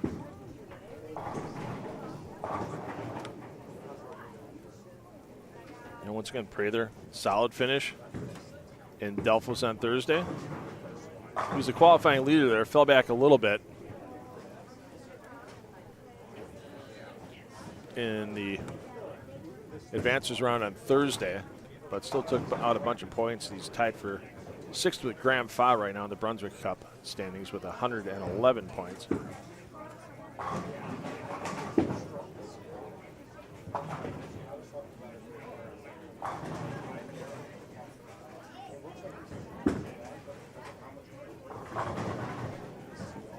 And in case you're joining us late, in case you're just joining us for the first time today and missed out on A Squad, there were a couple of cold waterings out there. I put the Zach Tackett cold watering out on my Facebook page, so you can check it out there for Phil Brilo. But sometimes when someone gets cold watered when they least expect it, there gets to be a bit of a reward. And we saw that on A Squad for Michael Bankert, because after Bankert left a pocket 7-10, fires at the 10, and there you go. There's the bounce, and that was pretty much the highlight of Bankert's day.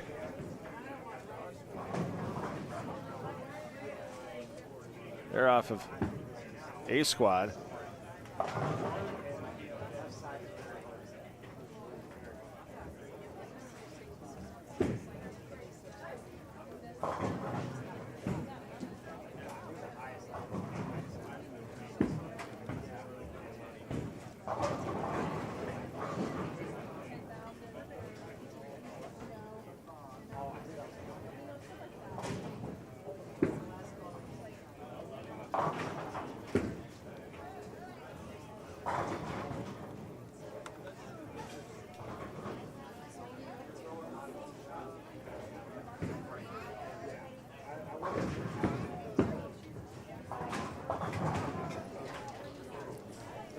But we did have another cold watering early on during A Squad.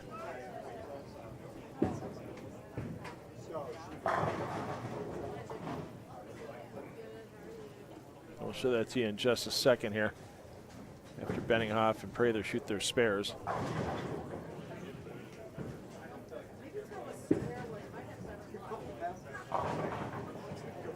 As we had Judson Weber on a bit of an errant shot. Ball goes to cross over. 5-pin is almost falling over, and it gets stopped by another pin off the sideboard. There you see the looks from the bowlers going, are you kidding me? How did that happen? And it's another hit that just grows onto the legend of Coldwater. Rob, not trying to move the cameras. What happens is that we are on top of the bowlers, literally, with the amount of fans we have here in Coldwater. I mean, look. I mean, this is a town of 4,000 people. Okay. There you go. Fans in the bleachers, fans in the stands. You can't even see my hand up in the air. Hold on. Let me stand up. You can't see. Oh, there we go. Way in the back. There's my hand. Right in the middle of your screen. So, I mean, there's a lot of people in here. It's a tight fit. I mean, look at now the room between the front of the bleachers, all the bowling balls and equipment, and you can see our tables and our cameras in the bowlers area. So, yeah, unfortunately, they're going to get bumped. And we'll do the best we can to remind the players that, hey, watch out, there's cameras on there. But it's tough. But it's great to have a crowd out here in Coldwater supporting the players.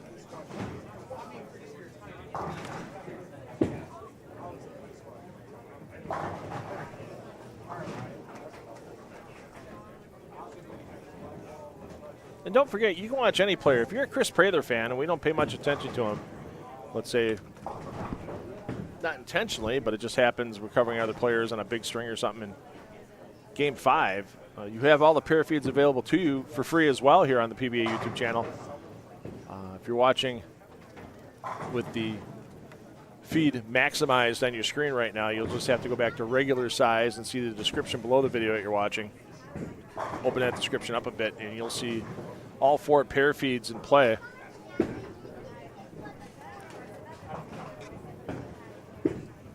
And right-click on those pair feeds, open up another tab that we keep us on in here. We tell you how players are moving, because players will be moving after this game.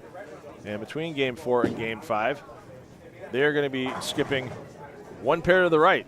So Bigelow and Company going down to 1 and 2, Prather and Company going next door to 15 and 16. And thanks, everybody, for tuning us in. Hey, let your friends and family know. If they want to watch the bowlers get cold watered, they can do it for free all weekend here on the PBA YouTube channel. Appreciate any screenshots or anything you can grab, or even just throw the YouTube address out there for the PBA. Oh, wow, there is a cold watering. Yes! And Prather pointed at the camera on the cold watering. It's like he knew I was watching. It's a beautiful thing. He's pointing. Oh, I wish I could wave him down right now. Holy cow. The light hit, and he leaves the 410. Another cold watering, this time inflicting pain on Chris Prather. Game 5 coming up next.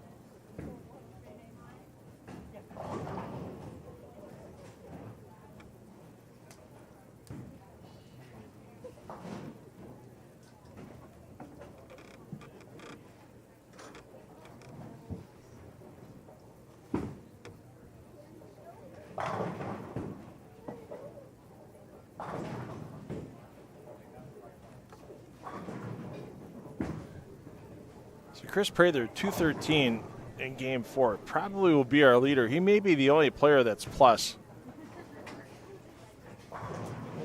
after that game. And if you missed it, at the end of last game, let's show you what happened to Chris Prather. Second ball of the 10th, game 4. Has a chance for 224. But welcome to Coldwater as he leaves a light 410, and he immediately acknowledges that he knew I was on him. Oh, he absolutely knew. He's blaming me right there. He's going, that damn Brilo guy.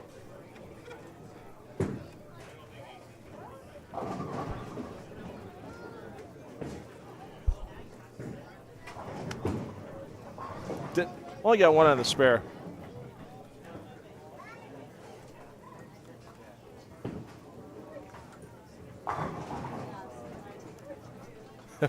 Had a little bit of sense of humor about it.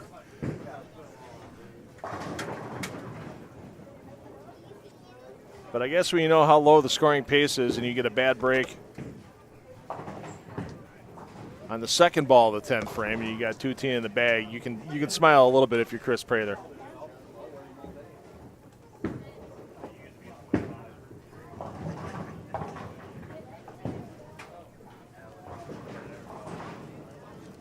See, it all just depends on the moment, ladies and gentlemen. Some moments you can be a little lighthearted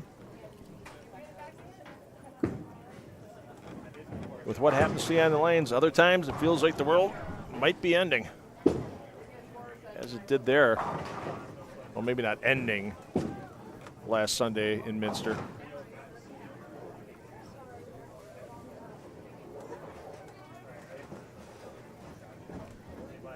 So we'll get you your 4-game scoring update momentarily.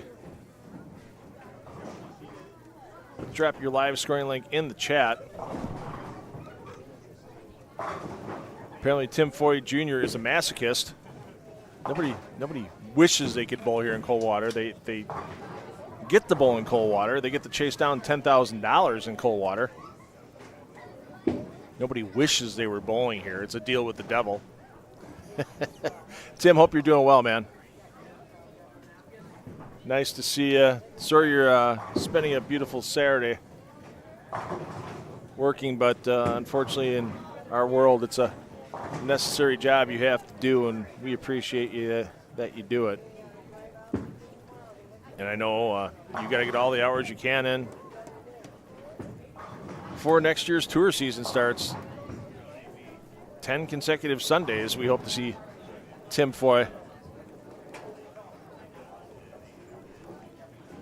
on the CW starting in February. And I'm sure it'll be a little bit yet before the PBA gets that schedule out and finalized, but we do know it's a CW, and we do know it's going to be on Sundays. What time on Sundays? Don't know yet. And I know they're shooting for appointment TV. So one would think if they're going to do that, it's going to have to be 2 p.m. in the afternoon Eastern time or later for starting times. I mean, if there's a tournament on the West Coast, let's say Las Vegas, your 2 p.m. East Coast starting time is 11 a.m. out in Vegas. So you want to make sure everybody gets a chance to watch, and if the show's in the city, you want to make sure everybody's got a chance to come in and fill that audience up. I mean, we're not quite full here in Coldwater. There's one empty spot, 2 empty spots on the bleachers, but you can see everybody that's in here. I wish I had a camera on the patio because the patio is packed for the sponsor festivities. 73 sponsors, yes. 73 sponsors all together at different levels. And since we have the opportunity here,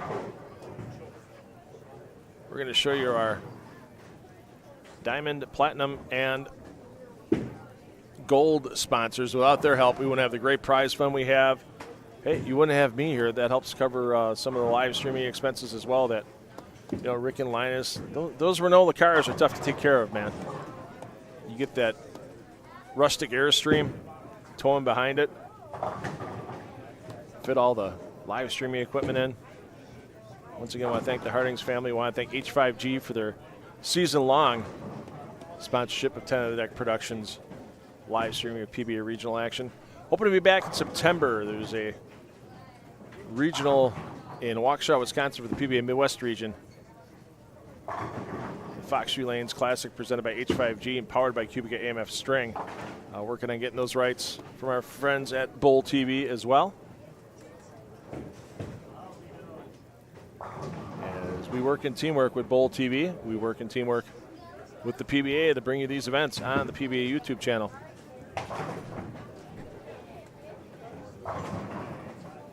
Let's check back in on Prather.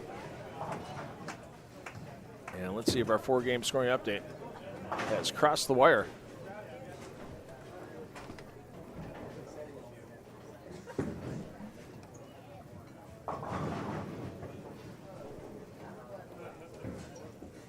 And it has. 2 players are plus. Chris Prather, plus 26. Brett Lloyd, plus 8. That's it on B Squad for 4 games. Somehow,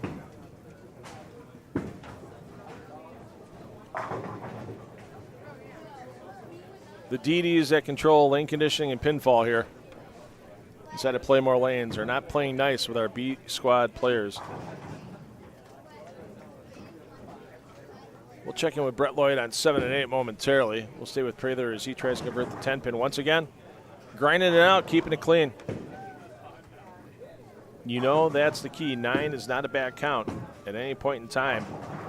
The rest of your day, if you're Chris Prather, especially when you're just knocking them over on the spare just like that. Kyle Bigelow at even. Jacob Boxty -6. Frank Snodgrass -7. Tom Smallwood -13. Benninghoff -21.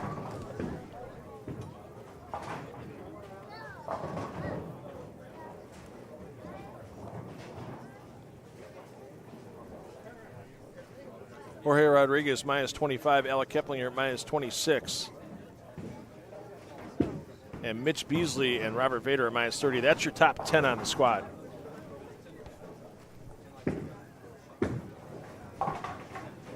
So 10th place off of A squad was plus 27. 10th place now here on B squad is 57 pins lower. If you balance your A and B, that leaves the cut right about even, but that would have a ton of A squad players in the cut, and we'll have to see what C squad does when they take to the lanes at 7:30 p.m. Eastern time. We got that start time moved back a little bit as Brett Lloyd. Here's something we haven't seen much here on B squad today. Front 3. Usually we say we haven't seen much in the way of front 6s, front 7s. Here on B squad, hey, there's a front 3. Been a couple of games since we've seen one of those.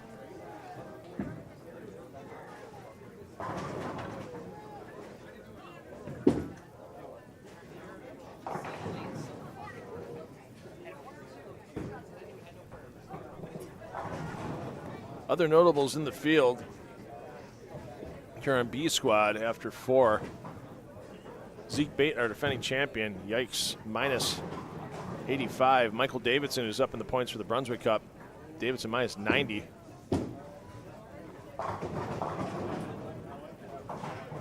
Brad Miller,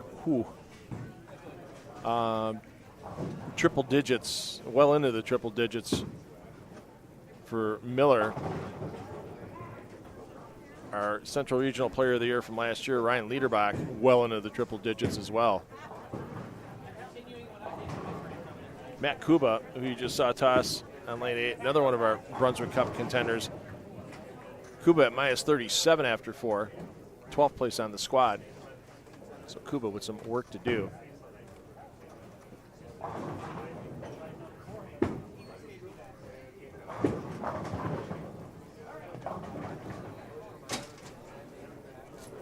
If you would have told me after 4 games that 2 guys would be plus on B squad after what I saw on A squad this morning, I would have said, sure, you take 2 guys, I get 3 and up. And I'd be paying you money.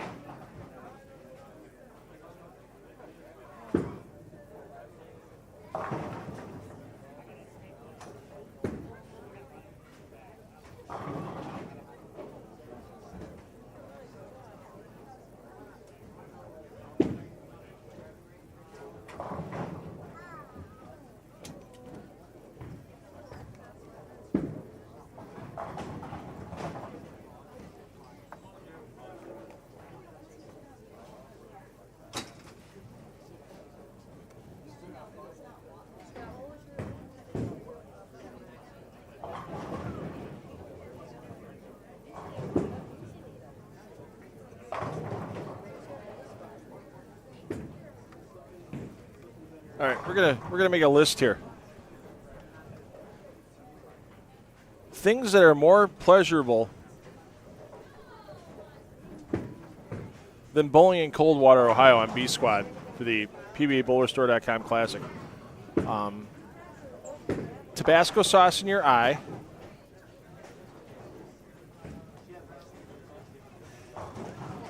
Swimming in shark-infested waters.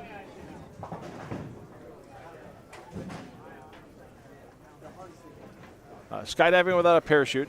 All more pleasurable than what is happening to these guys on B Squad here.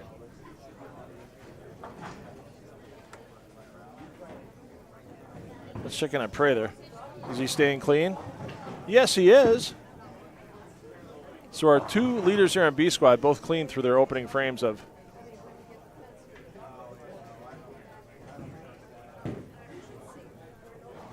game number 5.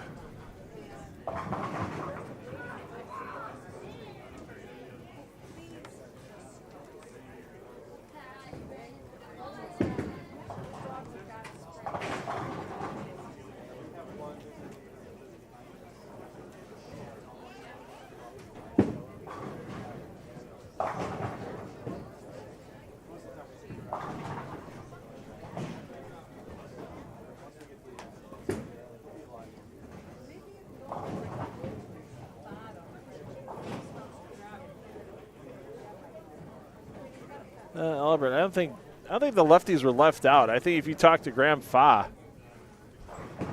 I think as Prather airmails the head pin. I think if you talk to Graham Fa, I bet he'd tell you if he tried a couple different things early in the block,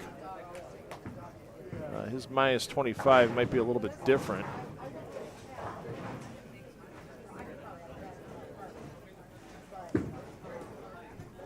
I mean, it wasn't a horrendous block. He just had one game higher than 206. And when you know it's going to be a tough place to carry in the pass, he's won here. He won in 2022. He knows how tough this place is. And sometimes, you know, you look back on your block and you go, oh, if I would have did this a little different early, if I would have did this a little different late. Yeah, I wouldn't necessarily say that lefties were left out. Just some definite lane play mistakes were probably made, and I'm sure Graham would be the first one to fess up to it, especially with the experience he has here in Coldwater.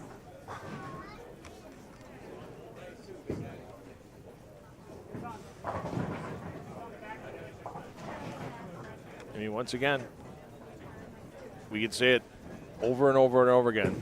It's tough to play the outside part of the lane here outside of 5. What is the 38-foot pattern designed to do? Get your break point outside of 5.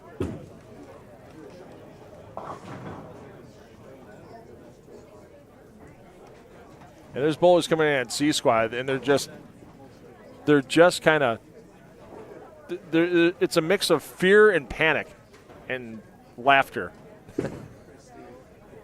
Seeing what's going on, seeing the scoreboard, and going, what am I going to have to do to make it to tomorrow?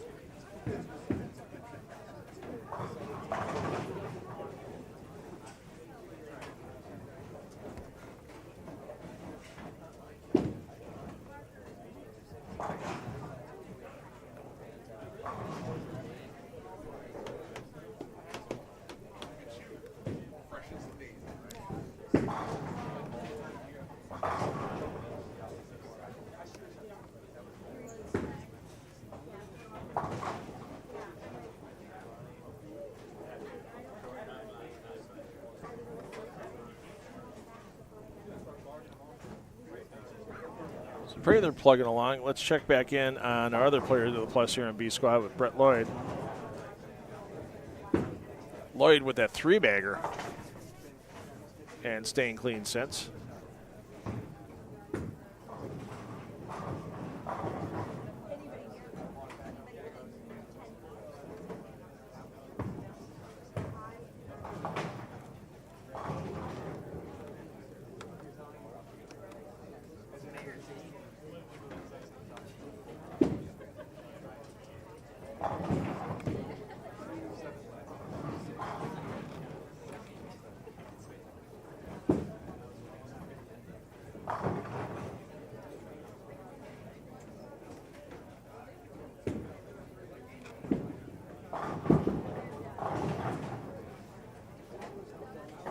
Kuba trying to make a bit of a comeback here. Double offsets and open once again.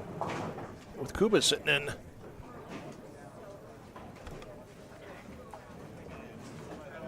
that just under position. Minus 37 through 4. I mean, he's averaging 190. Many other PBA tournaments, you'd be in the lower third of the field right now. Thanks to being in Coldwater, Kuba in the hunt on the outside looking in, but he's 160 pins, 170 pins off the lead set on A squad by Ethan Fiore. But there's still a chance to get to tomorrow, and then tomorrow's a whole new ball game. Different players on the lanes you're crossing with, players that did to the best of their ability to score out there with you at the same time. And that could affect the carry down, the way the lanes break down, as Lloyd puts another X on the board.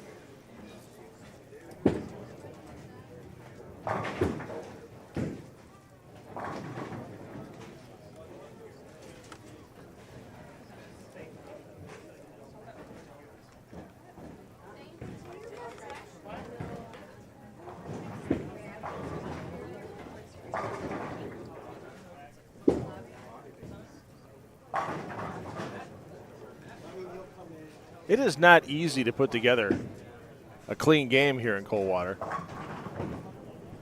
I don't care which of the 8 pairs that you're on.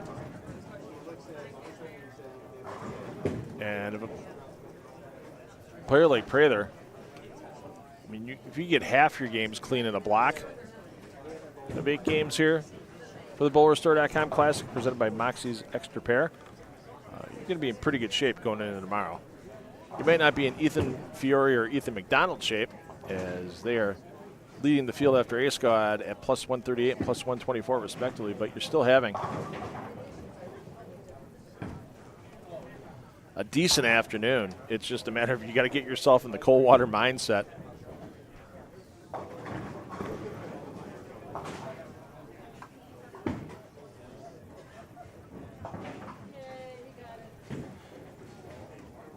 They said it was making a list of things that are more pleasurable than bowling B squad here at Coldwater for these PBA players. Yeah. Shaving with a rusty razor. With no shaving cream. And Prather gets a huge break there. Lucky that he gets 9.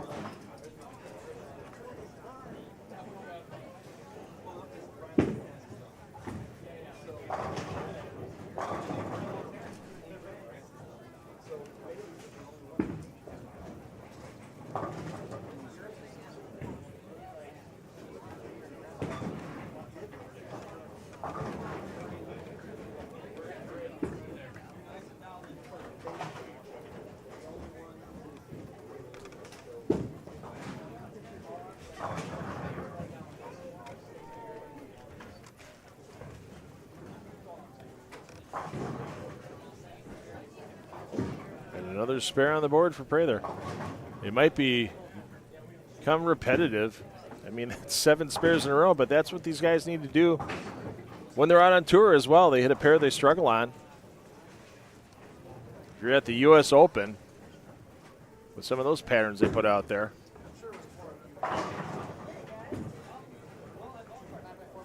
you just sometimes have to leave yourself makeables and then make the makeables.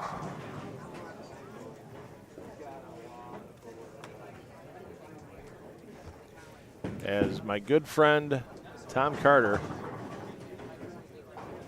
from Carter's Pro Shop in Columbus, Ohio, and longtime PBA member says, and it is especially pertinent here in Coldwater, you will never hear the words bowling and easy in the same sentence when you walk in the door at Pla Mor Lanes. So your player movement from Game 5 to Game 6.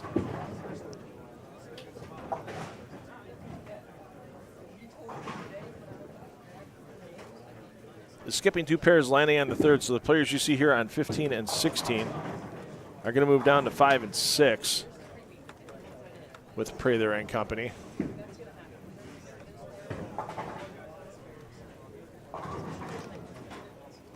I feel like I shouldn't stay on Chris for the second shot of the 10th frame again. I mean, something bad couldn't happen to him for back-to-back games, could it? I mean, if it does, I'm not.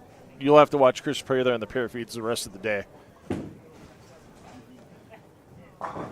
because I don't think Chris Prather will be as happy about a bad break on the 11th shot as, well, I shouldn't say happy, but jovial about it,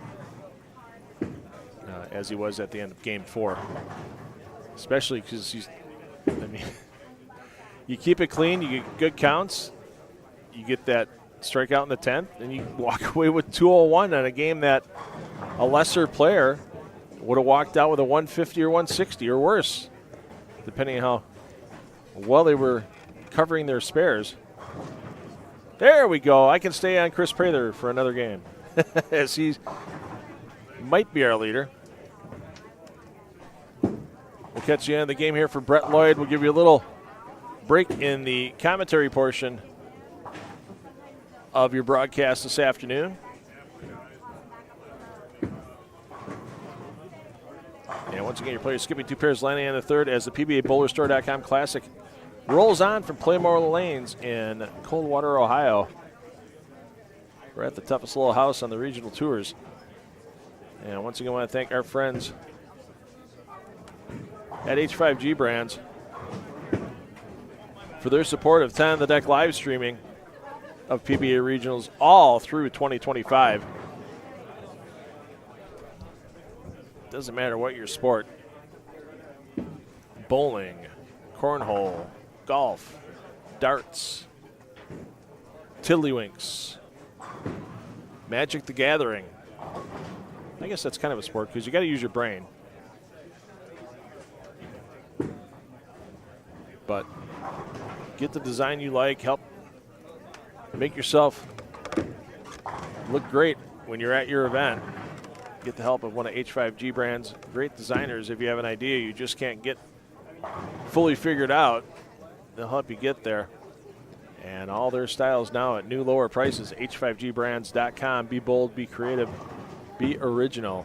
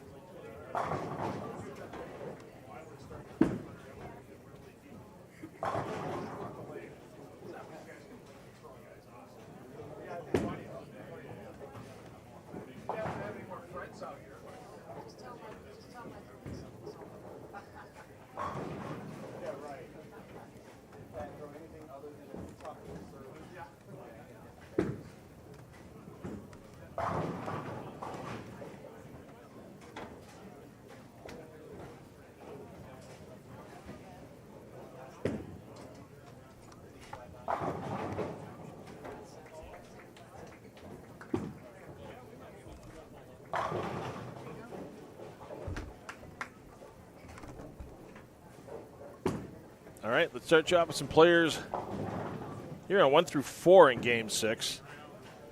Beasley, Smallwood, Parker III, your A, B, and Double A, respectively on 1 and 2.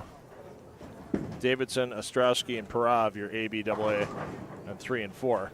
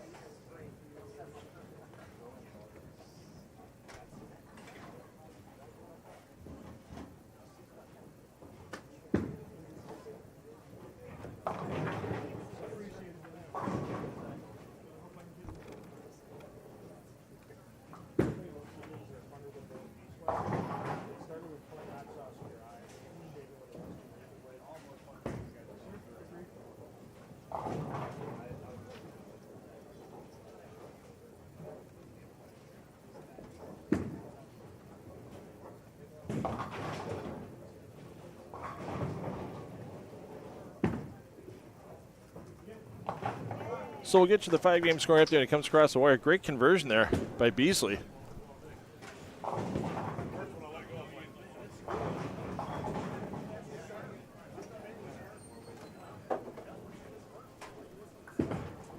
On that 6-7-10. Well done, Mitch Beasley.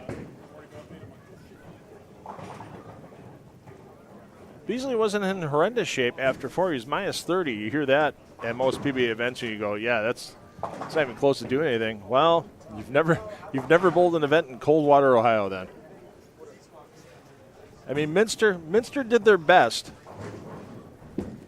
last weekend with the Kremer Roofing Classic to play tough. The cut was under. It was 7 under after the qualifying was done last Saturday. But the scores really picked up on Sunday. I don't know. I can't foresee anything tomorrow where scores really pick up. I mean, guys will talk things over. They'll work on lane play and stuff. But, man, it's Pla Mor Lanes. You know you're not in for an easy time.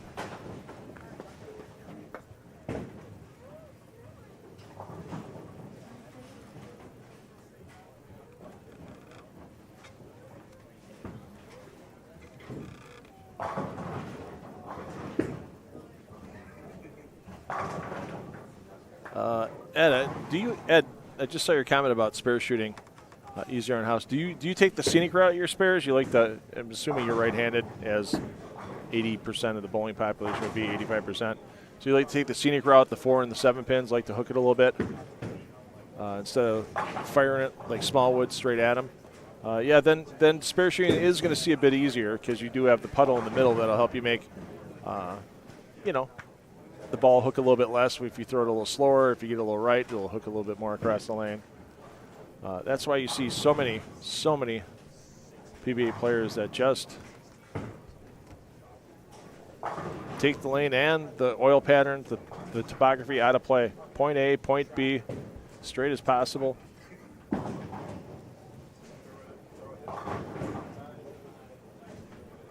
Just ran into a couple of players on A squad that were coming back in off the patio for a short break and talked off the record about why B squad is having some struggles right now. And they asked for it to be off the record because C squad's still got to take to the lanes, and a couple of these guys were bowlers that were kind of close to the cut number, so I fully have to respect that. But there were some differences on how A squad started things this morning against how B squad started things this morning or this afternoon. A lot of that having to do with equipment used. Only a few players with lines played. But sometimes that's the trap bowlers get into. They don't see what happens on A squad at 8 a.m. They missed the feed this morning. They weren't looking at what was going on the feed. They weren't looking at what balls are being used, what lines are being played and such.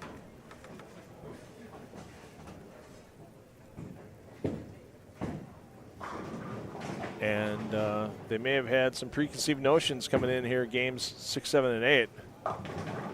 And now they're finding some real problems with how these balls and angles have changed the 38-foot Viper pattern, and definitely not for the better, as pray they're lucky to leave 9. You talk about a guy who's just keeping himself in play with the spare game today. That is one Chris Prather.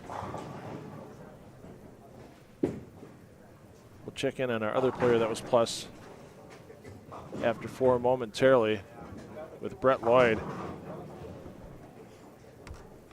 And, well, we've got 4 players to the plus. Yes, 4 players to the plus. We've had a couple players with good games in game 5. And we now have 4 players to the plus on B squad. Prather is in second at plus 27 behind Brett Lloyd. We'll check in on Lloyd again momentarily. As Lloyd at plus 32, Prather plus 27. Smallwood, we saw a couple of his shots. Smallwood plus 9. Frank Snodgrass plus 8.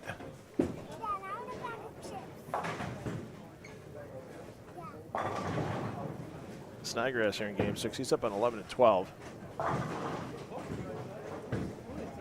We'll take a look at him after Prather's next toss.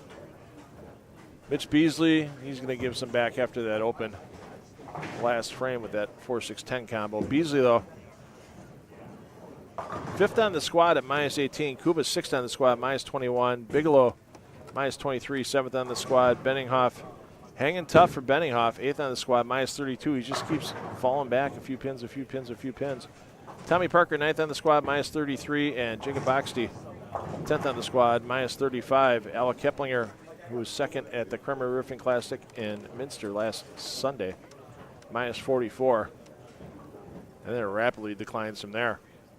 Michael Davidson, who was in the Brunswick Cup points. Davidson minus 92 after 5. Zeke Bader, defending champion, well into the triple digits with 3 games remaining. We will not have back-to-back winners. Looking at the wall of champions in the locker room area, Brian Wallachek, the only player with pictures up there twice for wins here at Pla Mor. In the 17 iterations of this now BowlerStore.com Classic presented by Moxy's Extra Pair. So right now, some players off of A squad, like like Ryan Lakota, Graham Fa, Jason Sterner, Wesley Boyd, they got to be looking their chops a little bit, knowing that their scores in the -20, -30 range might have a chance to get to tomorrow. And a lot of that's going to depend on how C Squad attacks the lanes. 7:30, the estimated start time for C Squad. We got 3 games to go here. Yeah, that's going to put us well past the 6:45 range, and they need time to recondition this 38-foot Viper pattern. Needs to set up as well for about 15 minutes after the last lane is oiled.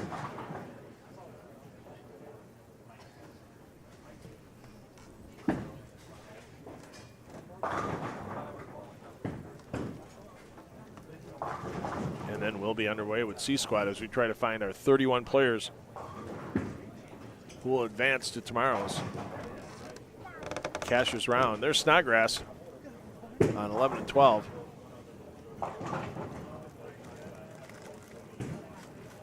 Snodgrass, our last player in the plus at +8, got back into the plus with a 2:15 in Game 5, our 2022 BowlerStore.com Classic, where it now finds a potential second open frame in 3 frames on lane 12. Hasn't been a horrendous day for Snodgrass.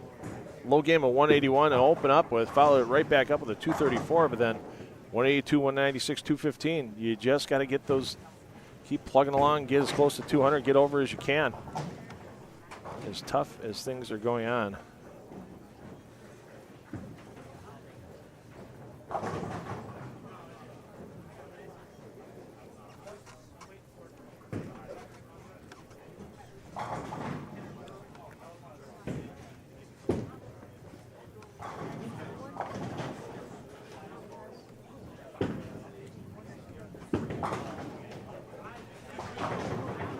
And Snodgrass gets 2. Check back in on Smallwood on 1 and 2. Only 3 in that pair, so they've been pacing pretty quick. Snodgrass, or pardon me, Smallwood will be stepping up. He's your bowler B on that pairing.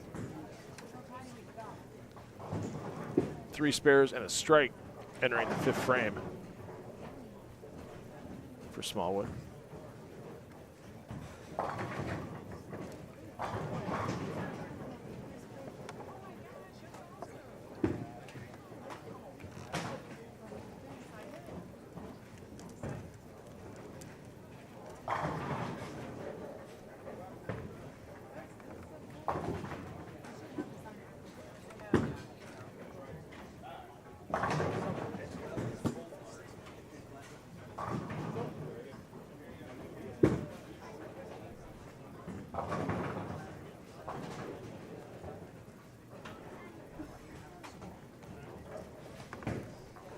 So Smalls with a double.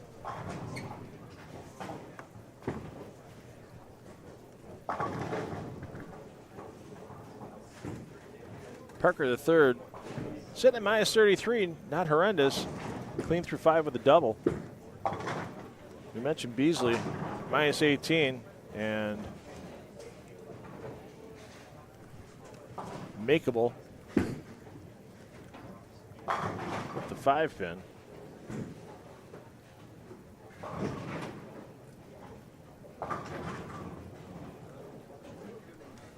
Next door on 3 and 4.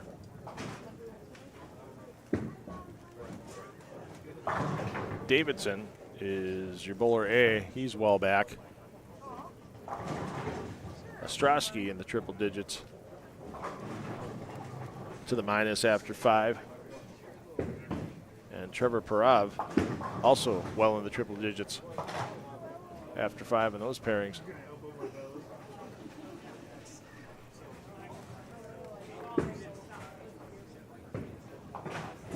Let's check in on Brett Lloyd. And 2-8-10 after the front 4. Lloyd's doing something that even a lot of bowlers on A squad haven't been able to do here later in the block. Start with at least a double, if not a 3-bagger. This time for Lloyd it was a 4-bagger. But now 2-8-10, he's going to give some pins back.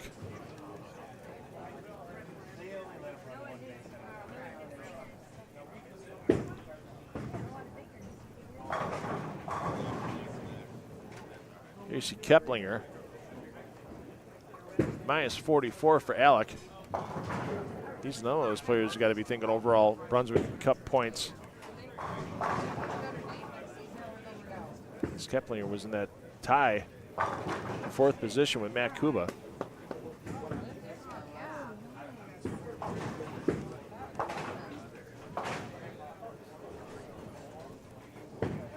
Keplinger, okay start, 202, 223, and then he's yet to get past 182 since game 3, 170, 179, 182.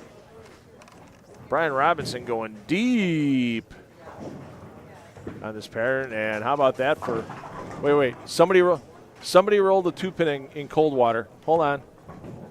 We need a plaque made. Somebody rolled a 2-pin.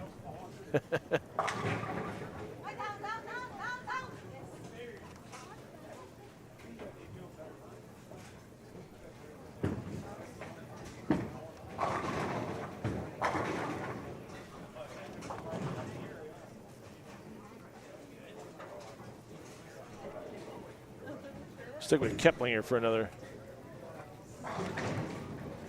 toss here.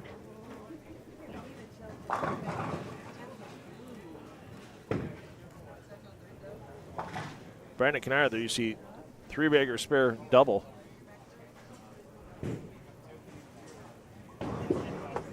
Problem is for Kennard, he has a hole he will not be able to climb out of. Can Lloyd bounce back off the 2-8-10? Oh, look at that 4-pin go bouncing around. So Prather looking at his first open in a while. He's your double A on 5 and 6.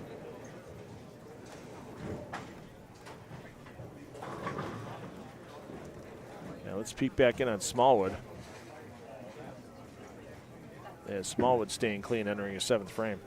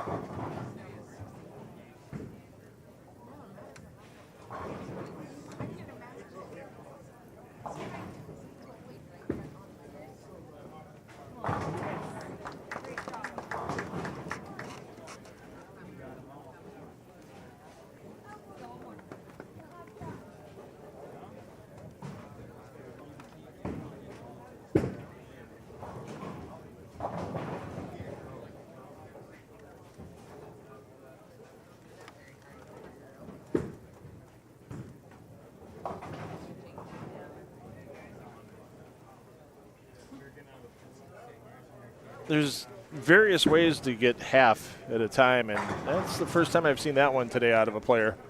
Unfortunately, it's from Mitch Beasley as he's trying to climb his way back up the leaderboard. I was just doing some housekeeping on the lanes, and you got to know who to talk to sometimes out here at the. Doesn't matter if it's at the tour level, regional level, and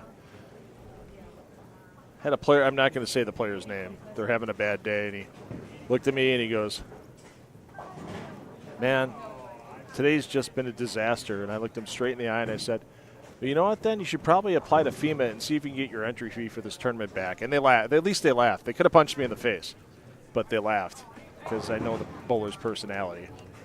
Yeah, they're not having a good day today.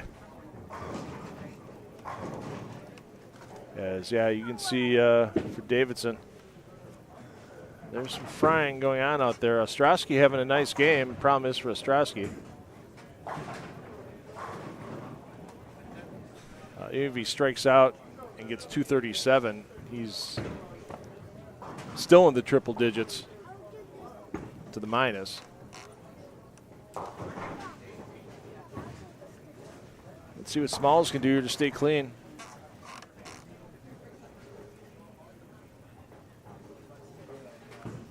Don't forget about Tommy Parker the third. He's your bowler double A. Yeah, Smalls gets them all to go down.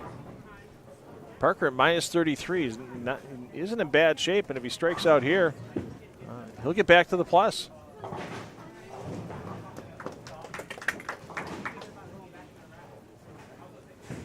Yeah, feel free to use that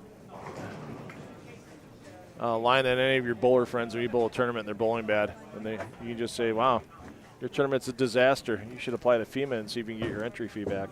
Yeah, I got to admit, I chuckled at myself on that one as well. I'm usually not that quick-witted. 14 games, entering 15 games into a qualifying day with 3 squads, but I'm patting. You can't see it. I'm patting myself on the back, though.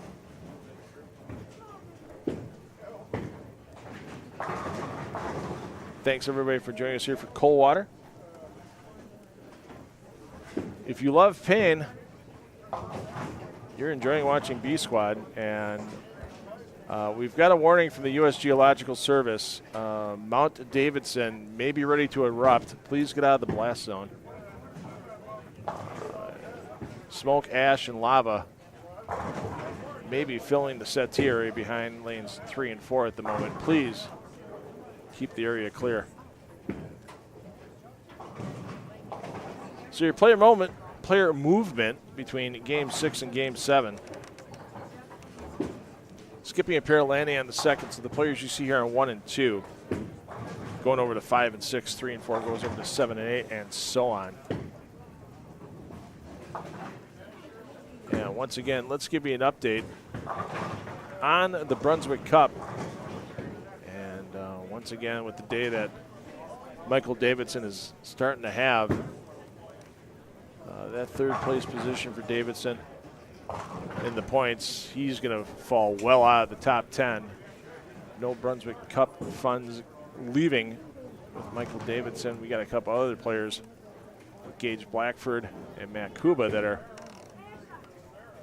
Well, Kuba's not in bad shape, but definitely Blackford isn't going to have any chance to get that Brunswick Cup money. Presented by WCSM Radio once again. Thanks to WCSM and Buzzard Media. They were here yesterday doing a on-site radio show in the afternoon during the practice sessions, and they had a few players in to interview. So thanks to Brent and Lee at WCSM Radio for everything they do to help promote this tournament locally, along with the sponsorship of those stations.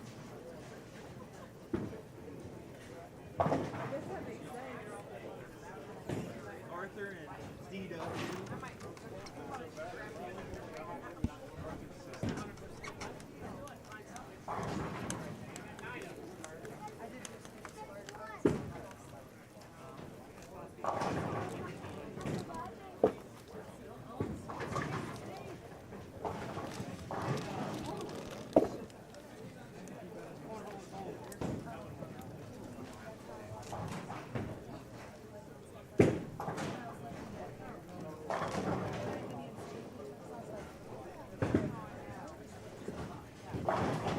And Parker can't get the break on the crossover. So he's looking at maxing at 2-0. He's hanging tough in that minus 30 range with a spare here. And some quality shots on the fill ball.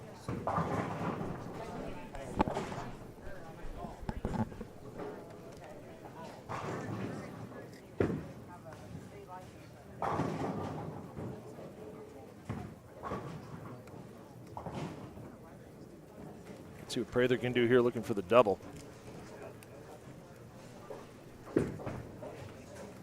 Still 221 possible, even with the open frame in the 5th for Chris Prather.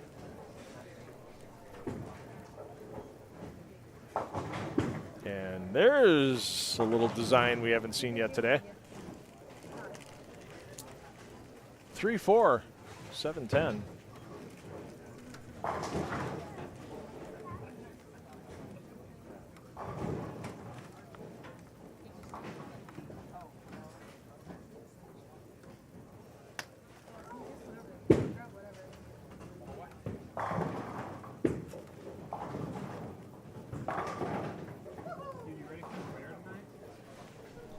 .38-foot Viper pattern, so you gotta get the ball to go long enough down the lane before it hooks back towards the pocket. But yet you know you can't get the ball outside of 5 because 3 off the outside, 3 off the right for righties, 3 off the left for lefties.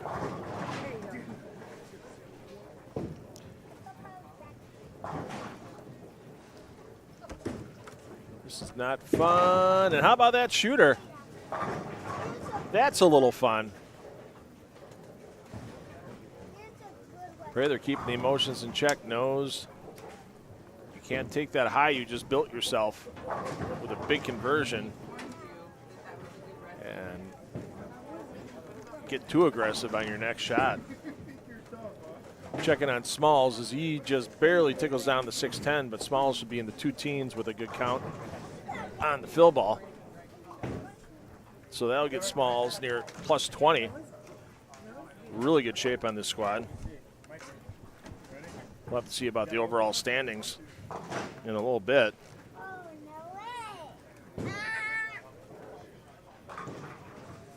Apologies for the young one that's near our microphone near the lanes.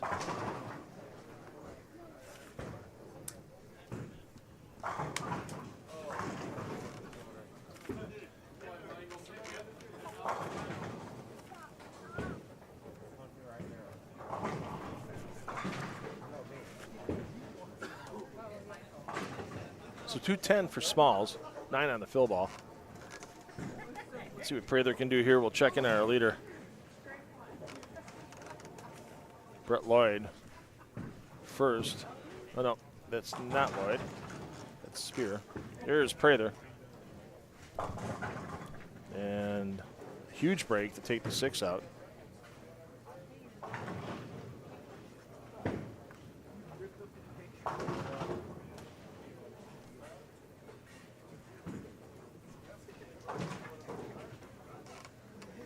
So Lloyd's your bowler A. So Lloyd's, once again, finding a way to make things happen, even with the open in the 5th, interrupting a 4-bagger and a 3-bagger. Still a chance to get to 244. He'll stay in the lead on the squad, as Prather's going to be a little bit short on pinfall. Oh, and Prather missed the 7-pin. My goodness. Got to the foul line, and he just instantly looked down at his foot. And we talked about keeping the emotions in check. You go from making a huge split to then missing a single pin. Mentally, you can't, yeah. So Lloyd's going to be your leader on B squad. How close is he going to get to the top overall between A and B? Well, guess what? We have 2 more games to find out. Once again, your player movement between Game 6 and Game 7. Skip a pair at land on the 2nd. So Lloyd and company going to make their way down to tricky old 1 and 2. Not like any other of the 7 pairs remaining in this bowling center are tricky.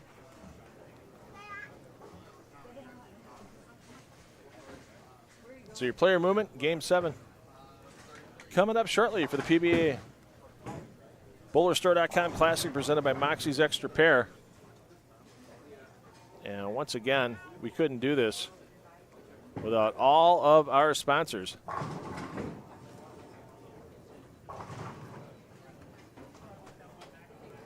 $73 sponsors altogether at all levels. You're going to see your diamond, your platinum, and your gold sponsors scrolling on your screen. And without all of our sponsors and the hard work of the Hardings family here at Pla Mor Lanes and the community that brings these sponsorships in, we wouldn't have the $10,000 on top. We wouldn't have the bonus of $20,000 overall in this event's prize fund. And we wouldn't have the Brunswick Cup with that extra $10,000 on the points list for our top 4 finishers in that Brunswick Cup.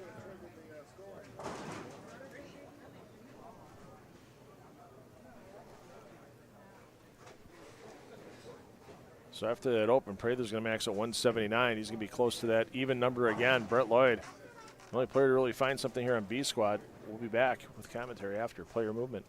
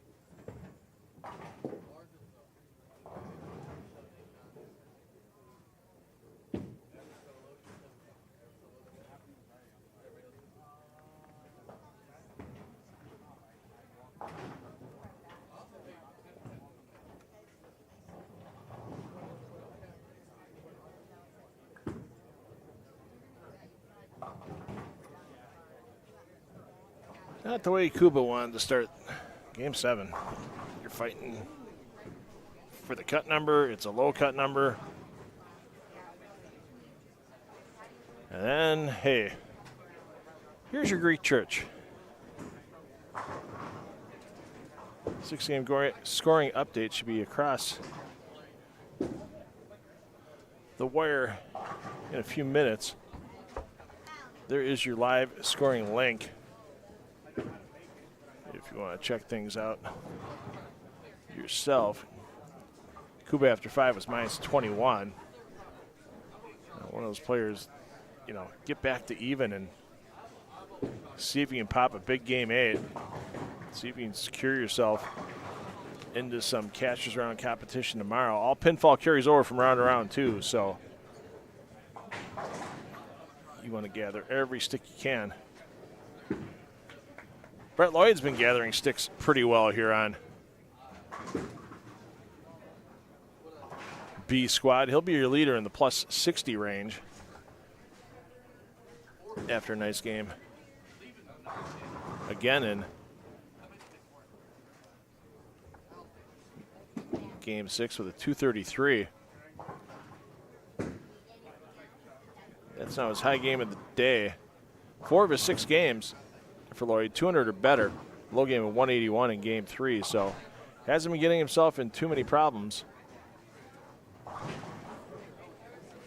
And has managed to keep the score sheet relatively clean most games, and he's one of those players, the last couple of games, he was finding a way to get, sorry to say anything about Brett Lloyd being clean. As the Greek church, the Big Four now stares at him. So Brett Lloyd is one of 2 players plus here on B squad. He's at plus 65. Tom Smallwood plus 19. There's your plus.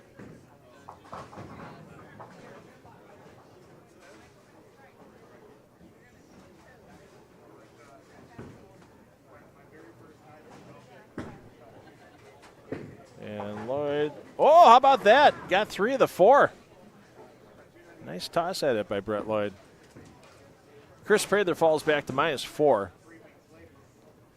His struggles on lanes 5 and 6, including that 7-pin miss in the 9th frame. 169 that game for Prather. Matt Kuba, minus 19 in 4th on the squad. Snodgrass, minus 20 in 5th. Tommy Parker, the 3rd, hanging tough. 6th on the squad, minus 32. Benninghoff, 7th on the squad, but just keeps slowly sliding back. Benninghoff, 196 that game. Leaves him at minus 36. Kyle Bigelow, minus 42. Jeff Mann, minus 53. Jacob Boxty, minus 54.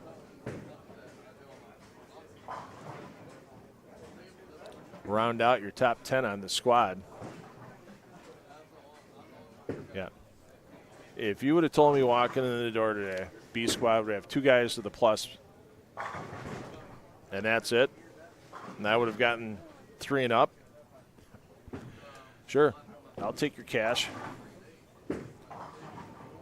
No.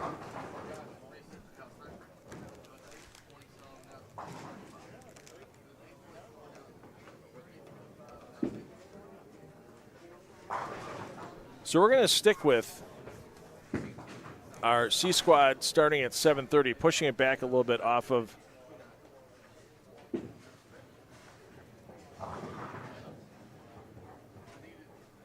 the original start time listed on the PBA regional page. So it's going to take him a little bit to condition the 38-foot Viper pattern for C squad. It's got to sit and set up for a little bit. So 7:30 estimated start time.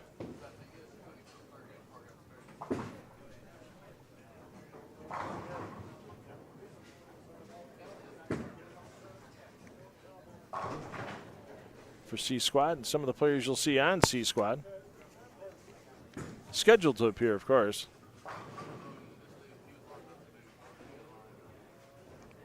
Include PBA Tour champion Anthony Lacaze.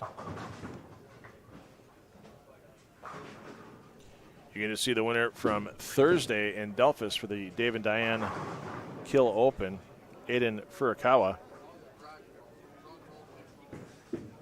And some PBA Central Region players that should be familiar if you follow that region, including Trevor Ashby, Ian Kane, Zach Newman, Mikey Schleybaugh. Schleybaugh, of course, made his appearance on the Cheetah Championship at the World Series of Bowling in 2024 in Detroit.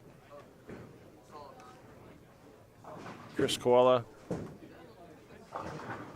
And the young player you've seen live in the PBA Junior ranks with Luke Switalski, all taking the lane 7:30 p.m. Eastern for your C Squad start time.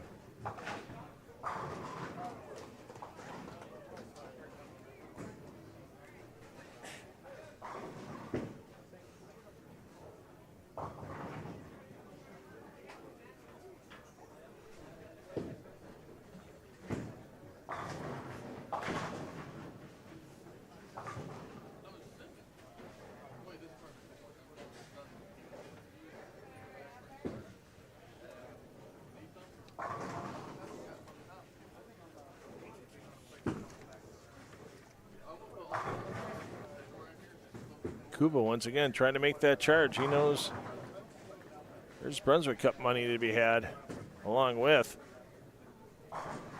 the check from here in Coldwater.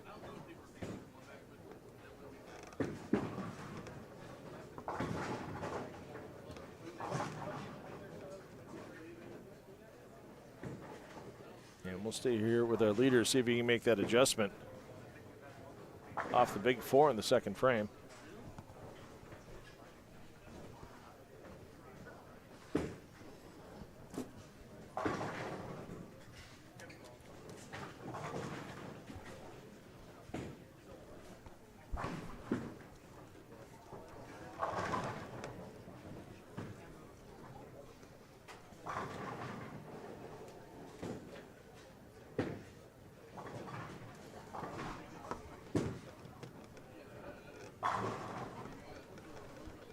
Nice toss there. Get a double on the board, offset that open. Brett Lloyd. Let's check in on Smallwood. Yikes. 4-7, 9-10.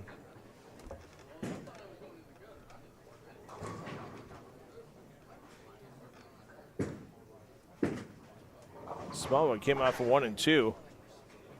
Managed to save a 2-10 game. And he's got some work to do if he wants to put that similar score on the board here in game 7.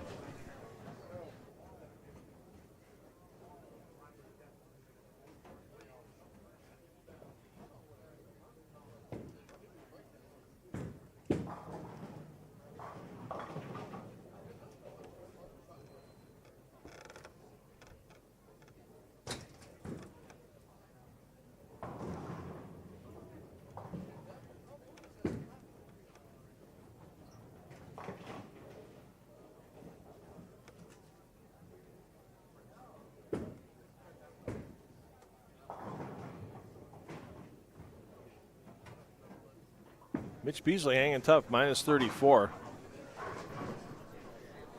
Trying to fight back off a couple of early opens.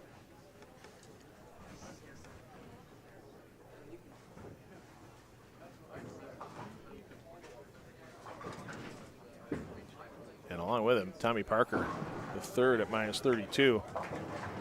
And no roll on the 2. Checking in Chris Prather here. Clean with a strike up in the third.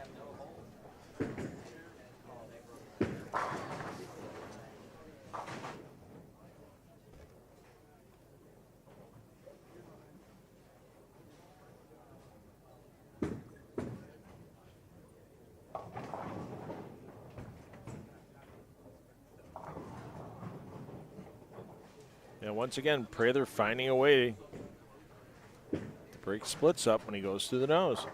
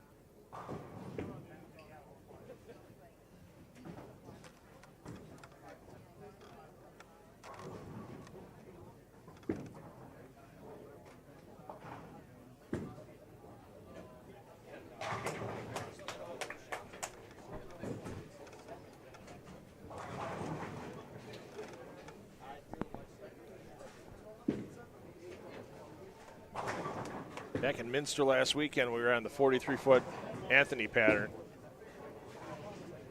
The pattern that's designed to keep players towards the middle part of the lane and migrate left.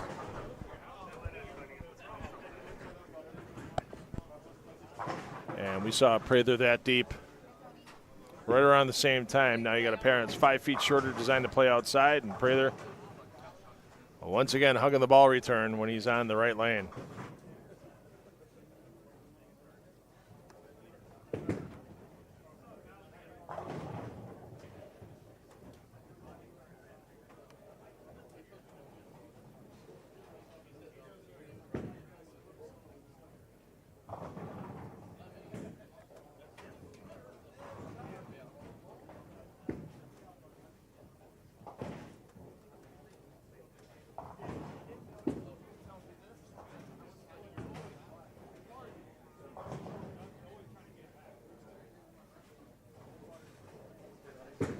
Let's check in again on Brent Lloyd on 1 and 2.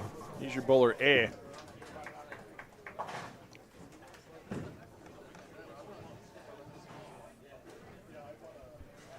A double offset the open. Matt Kuba, one of those players, as we mentioned, looking to keep himself in contention for that Brunswick Cup point race. Kuba minus 19 coming into this game, and he's trying to get himself back into the plus with 1 to go.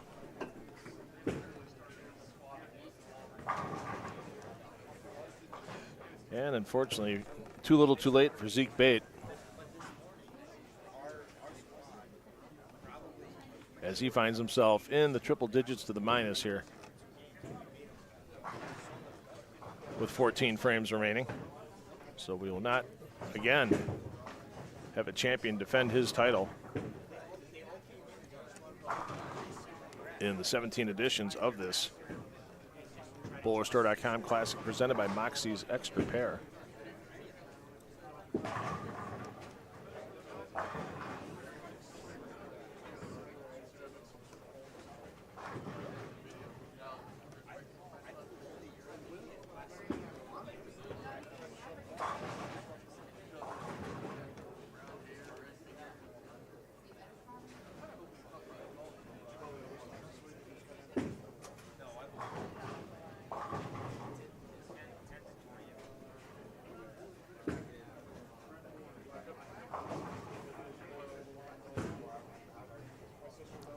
Kuba's string comes to an end. Let's check in on Frank Snodgrass.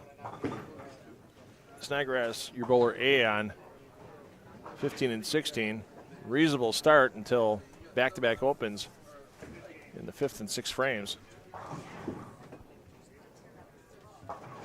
Will most likely leave Snodgrass in the negative this game, barring a full strikeout, as Snodgrass is minus 20.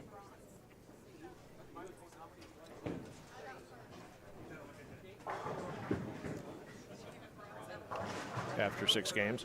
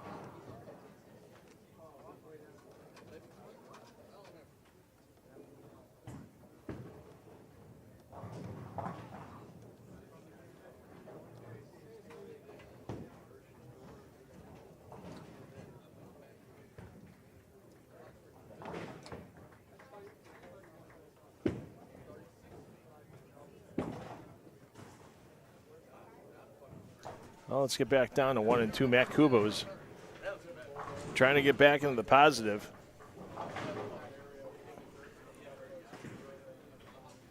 He's sitting at minus 19. He's gotten a few pins back from a slow start, 199, 170, 179 for his first 3. He came back with 215, 216, 202 on the grind that is the BowlerStore.com Classic.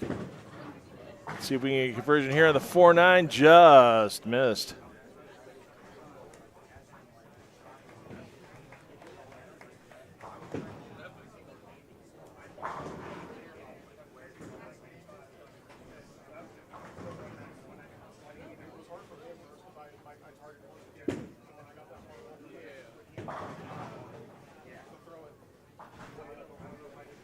Well, the problem is, I see the question or the statement there by Vessa in the chat. You know, the problem is there's still enough oil in the front part of the pattern with this 38-foot Viper. Lofting doesn't do any good, and then if you loft it too far or it gets too far right too quick, because the outsides really don't play here in Coldwater, anything outside of 5, you're good luck to you. Anything outside of 5th board on either side of the lane in most cases. Yeah, you can really find disaster quickly. That's why you're only seeing, you're not seeing a ton of loft. You're still seeing the ball, even if it's going over the gutter cap, it's still getting set down real early. Because there's still plenty of oil in that part of the lane. Problem is, how do you shape it when you know you can't force it that far right?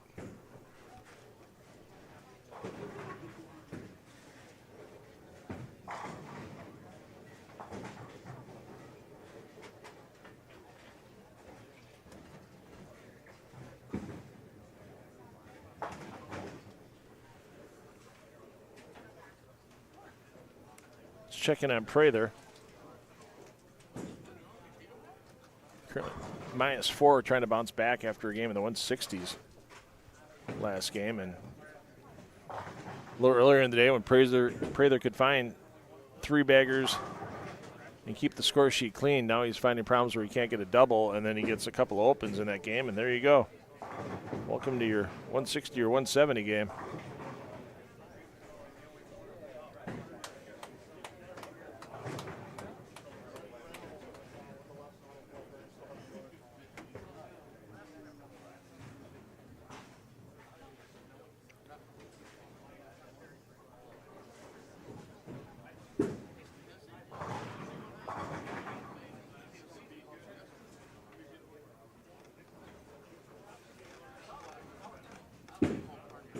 Check back in on Smallwood, along with Beasley and Parker the third. Smallwood leading this group at +19, one of 2 players currently in the positive after 6 games.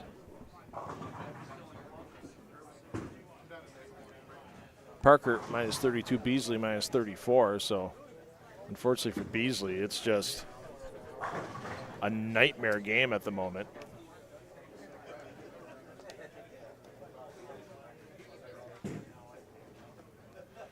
9-pin tap, Beasley'd still have the same score with a maximum of 155. Smallwood having a solid game, though. Smallwood can get to 235, keep pushing his way up the leaderboard. And Parker, if he can escape at 200, not that way.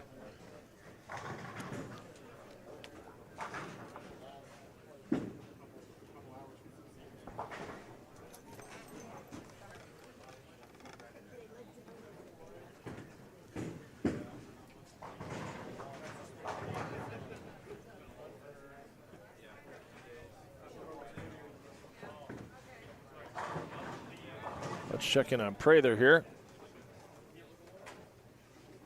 217 available.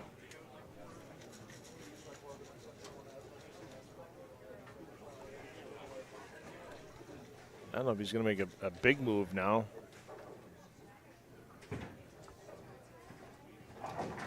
And that ball, you see, you get a little quick, and you little extra loft than he's been using. There you go. It still was in the oil for a while and doesn't turn over. I don't envy anybody.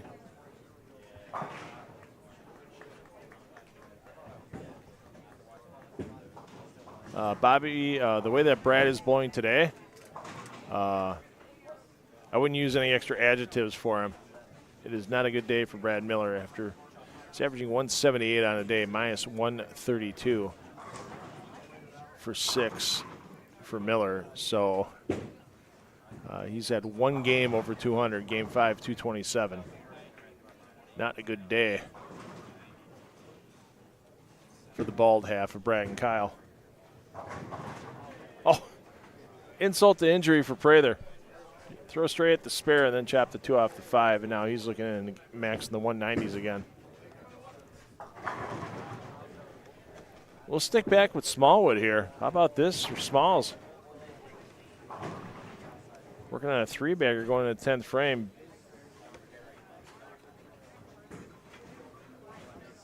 As Beasley trying to find something. His lovely wife Angelimar in the crowd today. Hadn't seen her in a few years. It was nice to wave hi to her, and didn't get much of a chance to talk to her, but a solid left-handed player in her own right.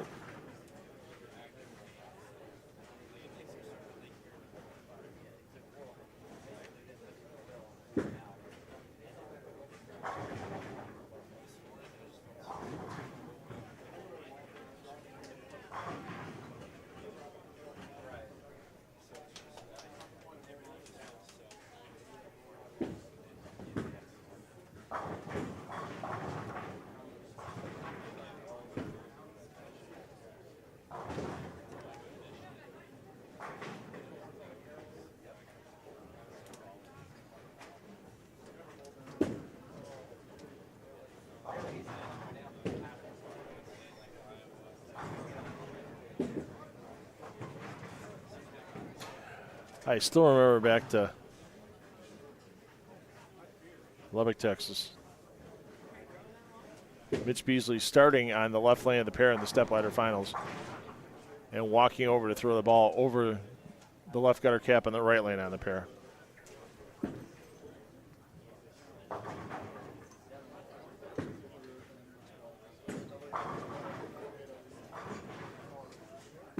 It's so impressive.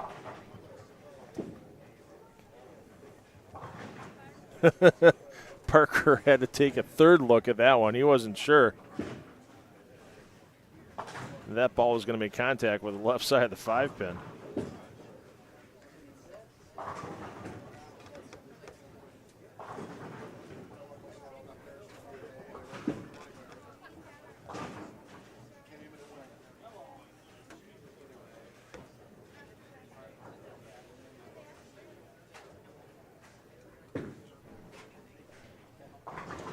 So your player movement from game 7 to game 8, nice and simple. One pair to the right. Players you see on 5 and 6 going over to 7 and 8. And your current leader, the Brett Lloyd, he's going to end up on 3 and 4. We'll take a peek in on Lloyd momentarily, as he's just throwing his first ball in the 10th frame. Looks like he's left a 2-4 on a light hit. There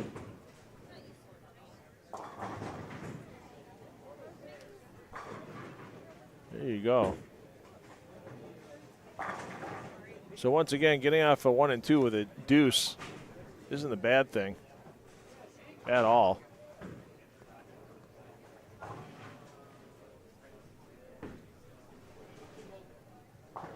Spare here, and 8 pins gets Lloyd into the 200s. Stay in that plus 60 range. There's your cover back over to Smallwood, and lucky to take the 7 down for Smalls. Spare here in full count, 212. I'll keep Tom in that plus 30 range, but still some work to do in our 8th and final game of B squad. Once again, you play your movement 1 pair to the right. As we'll see how many players Ooh, and Smalls with the open.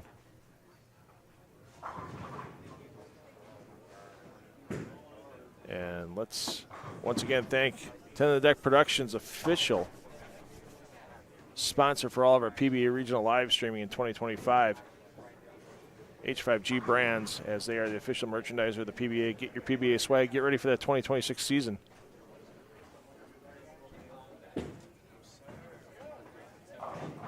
At h5gbrands.com. And once again, I want to thank Tom Clark, Carissa Del Bene, Jeff Goodger at the PBA for allowing 10 on the Deck Productions to live stream this regional to the PBA's YouTube channel. And I also want to thank Chase Kaufman and Bull TV for releasing the rights to this event. To us here at 10 on the Deck Productions, we work with the PBA to stream PBA regionals to their YouTube channel, and we couldn't do it without all those parties' help.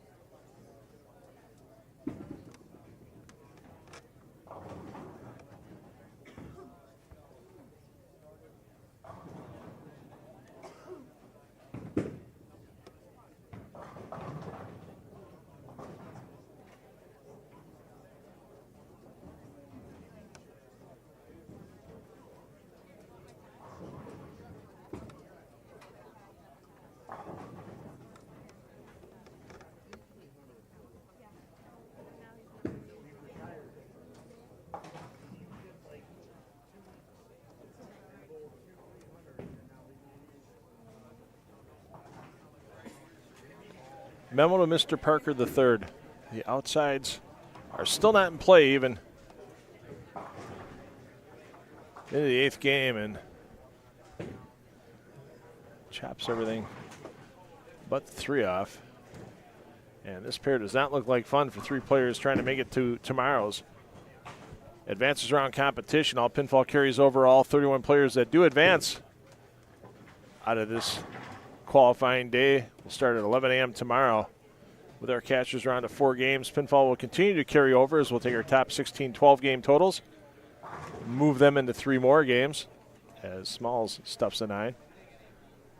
Then we'll cut to our top 8 for 2 additional games, and the top 4 players after 17 games will be seeded by the pinfall totals into the step ladder. Scheduled to start about 5 p.m. Eastern Time tomorrow.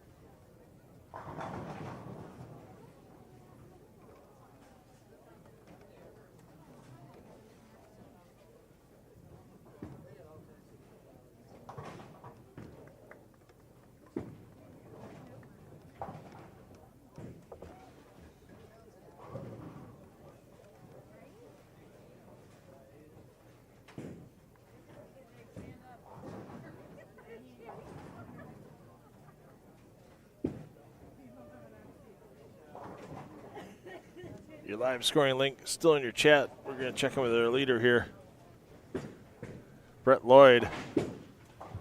We're on 3 and 4 as they're just underway into their second frame. Lloyd with a double.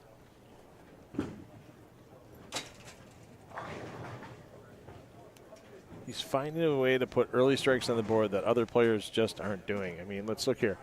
All right, there's Lloyd's double. There's one other double here, so that's 2 doubles to start. Yeah, Snodgrass goes high. Still 2 doubles to start. Oh, there's a 3rd double. Might have a chance for doubles here with Prather and company. So there's 3 doubles. So out of 30 players,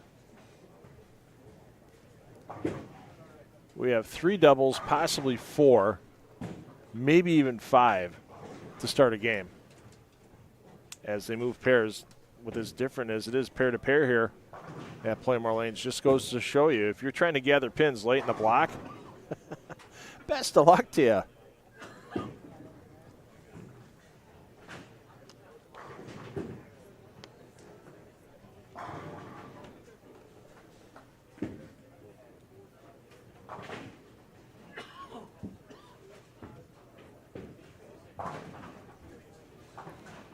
Let's get over to Lloyd, stepping up lane 4. Looking for the opening gobbler. Well, it still counts. Not the way you want to put the 3-bagger on the board, but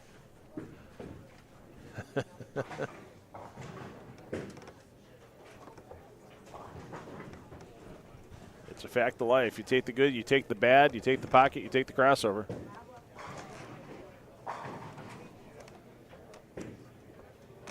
And Joe was hotter than Blair, so.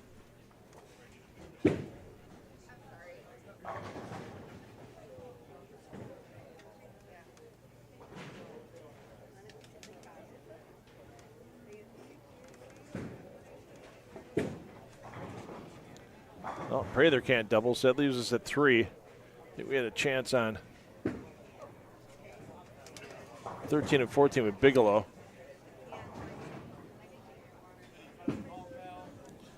Bigelow, one of those players trying to mount the small charge and trying to keep himself in cut number contention. He was at minus 42. Once again, another one of those players just gradually slipping back, getting those 180s and 190s and just can't getting up into the 200 number. So here we go after 7 games on B squad. Brett Lloyd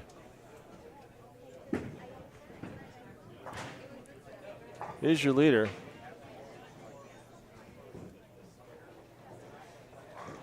As Bigelow can't double.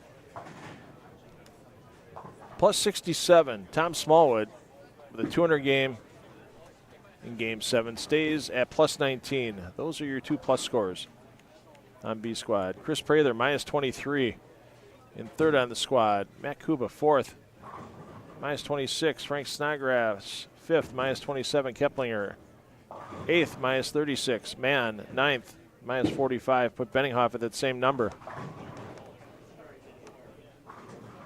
And 11th on the squad, Robert Vader at minus 50.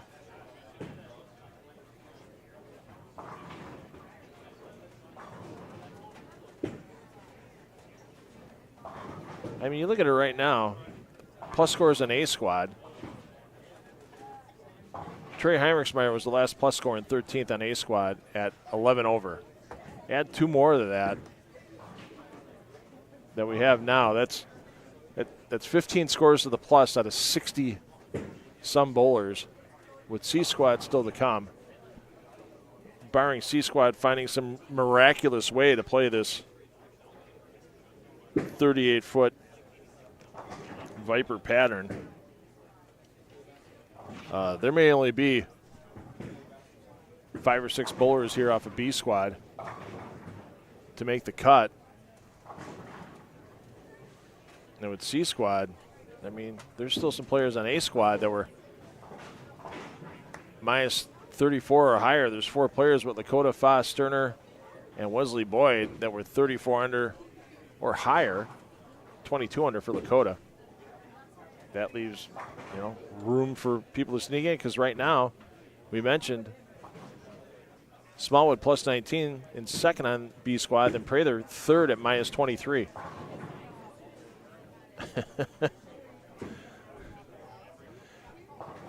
And now Kuba working on an open in the third. Minus 26, he's got some work to do. Snodgrass, minus 27. Snodgrass, clean, no doubles through 4. There's going to be some serious sweating on the patio tonight, but it is a comfortable, like 74 degrees. The weather outside isn't causing the sweat for those players. That's what the cut number might actually end up being.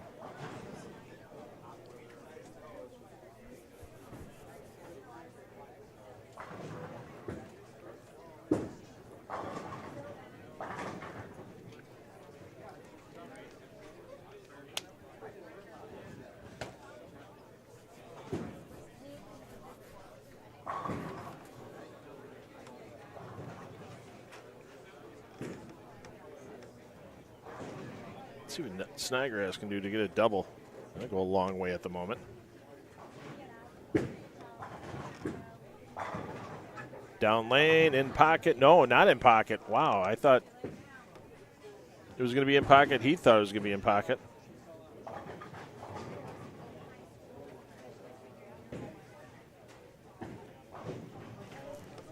Not the case.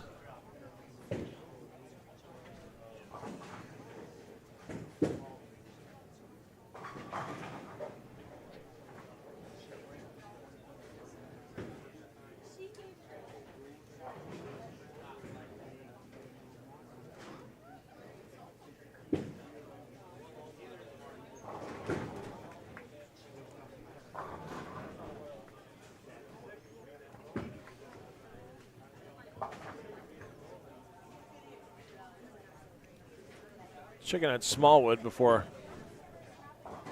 Lloyd takes back to the lanes. Smalls first frame single pin miss.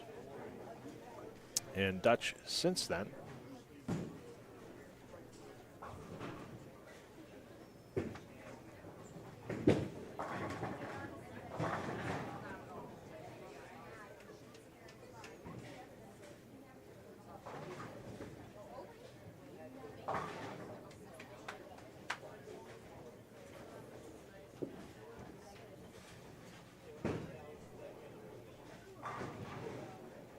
Lloyd looking for the fabulous 5th in a row. A rarity here all day at Pla Mor Lanes. Wonder how many C squad bowlers are trying to go to school on Brett Lloyd right now. Wonder how many C squad bowlers that would actually work for. Let's check in on Prather. He's your double A on 12. Clean, working on the strike in the 5th. Back to Kuba. We'll get back to Prather when he steps up.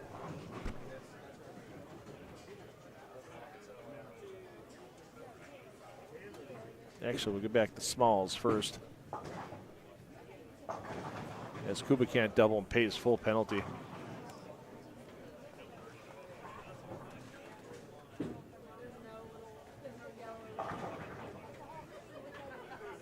I'd rather take knowing you need 230 on a U.S. Open pattern in the U.S. Open to make a cut than trying to make a 200 game here in Coldwater to try to make the cut. Smalls, full penalty. Absolute full penalty these players are paying for not so large mistakes. And you can't make a real big mistake because we've seen real big mistakes take 3 off the left or 3 off the right. Open frame, Kuba.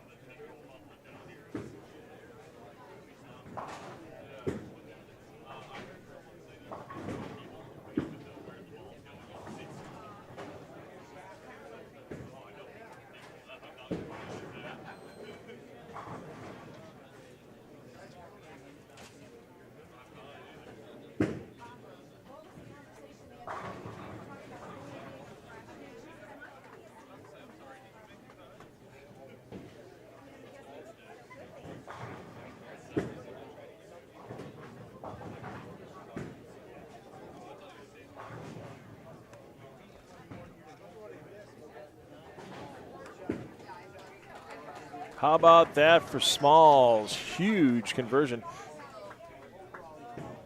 Had a 6-7-10 conversion earlier in the block.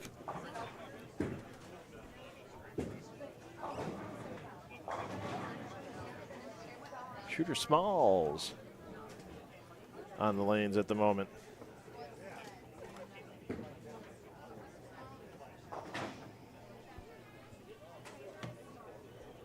Been a while since Prather's seen a double. I believe it's been 2 games since Prather's seen a double. And unfortunately for Davidson, his chase after the Brunswick Cup's going to end here, qualifying in Coldwater. Just missed a stepladder in his home center in Minster, and had a real good showing in Delphus on Thursday. And Prather gets them all to fall. Well, not sure what Lloyd left, but it did end the run at perfection. But if he can strike out here, he's got a chance to take the overall lead through A and B squad.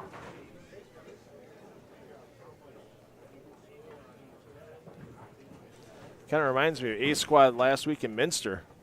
3 bowlers that were 100 over or better, and everybody else in the squad was under. 3 players found it, nobody else did.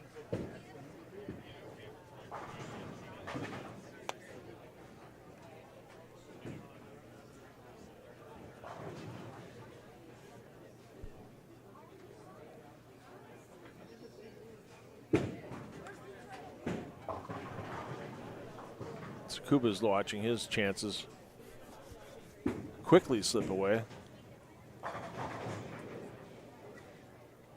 Smalls put up a strike after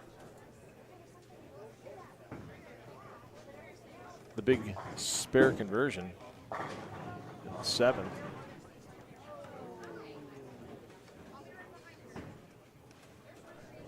Let's get back to Snodgrass. Snodgrass, one of those players making the battle. He's at minus 27 currently. Hey, thanks for checking in from Australia in the chat.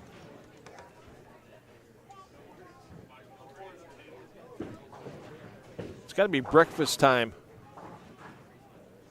on Sunday morning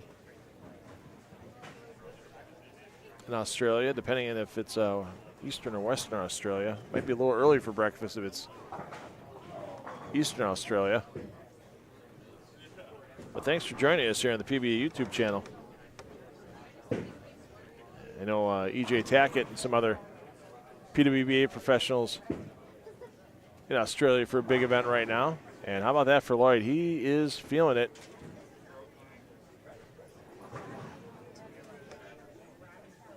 Pray they're looking to keep the string going. You can see right there, as soon as you let it go, too much grab on the loft.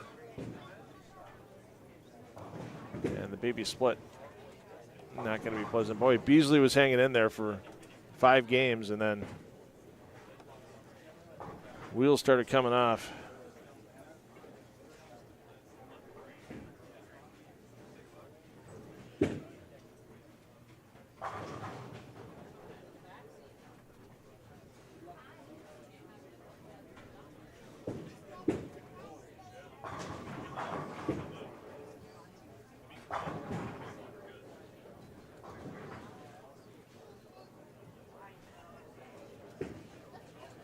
It's probably in the road for Parker to third.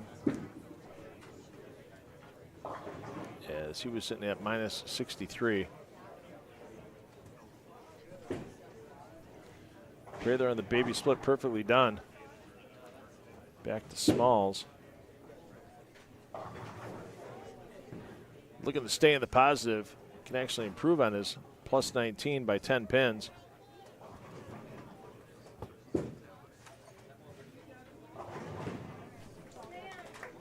Not happy. Oh, happy now. Wasn't happy at about 30 feet, real happy after 60 feet.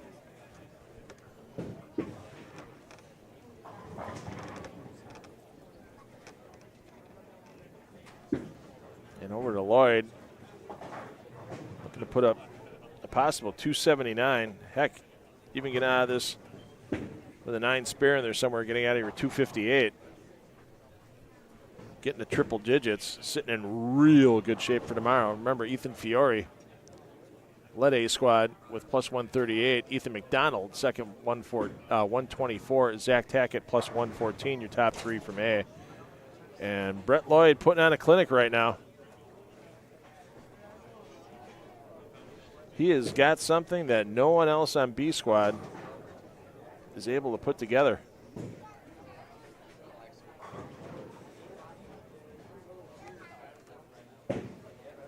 Better toss for Prather. Oh, of course. The wrap 10 happens.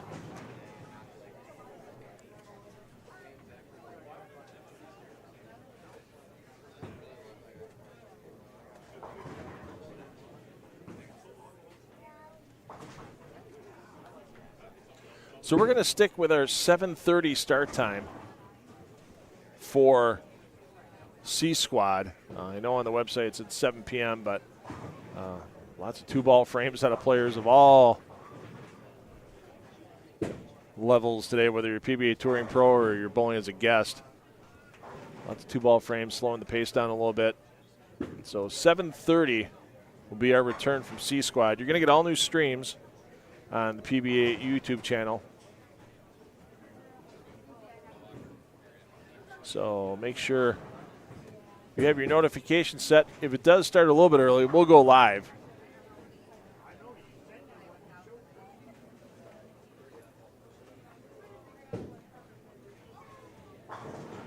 Kuba trying to save 219, trying to save his tournament weekend. It's going to take an all-you-can-eat. And that ball ate something, but we will not use that word on air.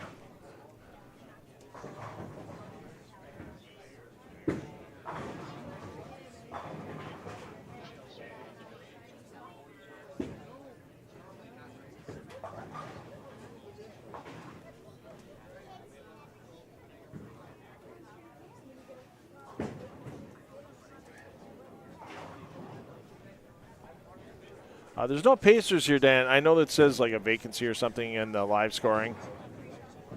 That's just an empty. That's just a placeholder. It's just how our friends at League Pals have it set up for now. I know it's something they're working on changing in the future. But no Pacers during PBA competition. So any of those scores you see in the live scoring where it says, Team 3, Team 4, yeah, there's nobody bowling on those. That's just simply a placeholder.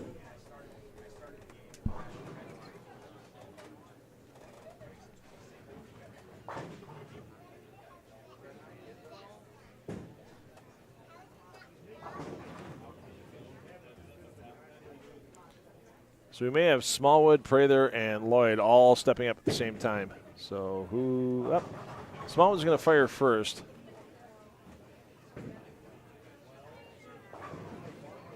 Prather will fire second. And maybe we'll actually, Prather and Lloyd are going to fire at the same time. Small's first ball attempt, wrap 10.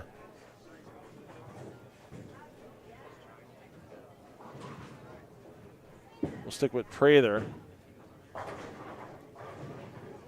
As Prather leaves a 10-pin and over to, you can see the 9-pin, a little high for Lloyd. As I said, though, getting out of here with 258, getting yourself in those triple digits for tomorrow. Not a bad place to be. That'll secure a score in the plus for Smallwood. One would think, unless C Squad really finds something that B didn't, and that A kind of had.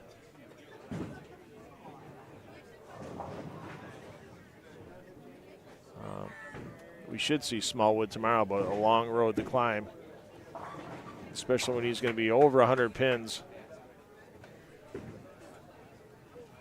behind Brett Lloyd.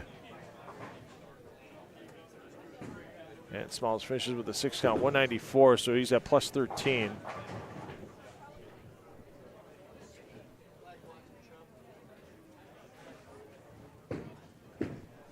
So while we're finishing up here on B Squad, once again, we want to thank all of our local sponsors that helped make this happen. Helped with getting the live stream going today. Helped with creating a humongous prize fund for these players, $10,000 on top. After tomorrow's step ladder is complete, $20,000 in total added to the prize fund for these players. 16 places walking out of here with a 4-figure check tomorrow. That's a healthy regional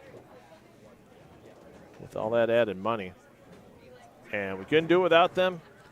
I know the Hardings family thanks all of our sponsors, all 73 of them, all together. Well, that's a way to Coldwater you're leading the squad. You're going to lead by 100. Nah, let's just throw a 710 right in his way. You can't let somebody leaving feeling good about their block here in Coldwater. There's going to be something that's just going to jam it to them like a prison shiv.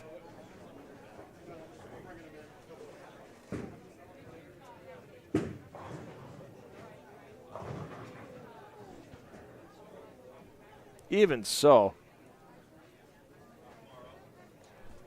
without a conversion here,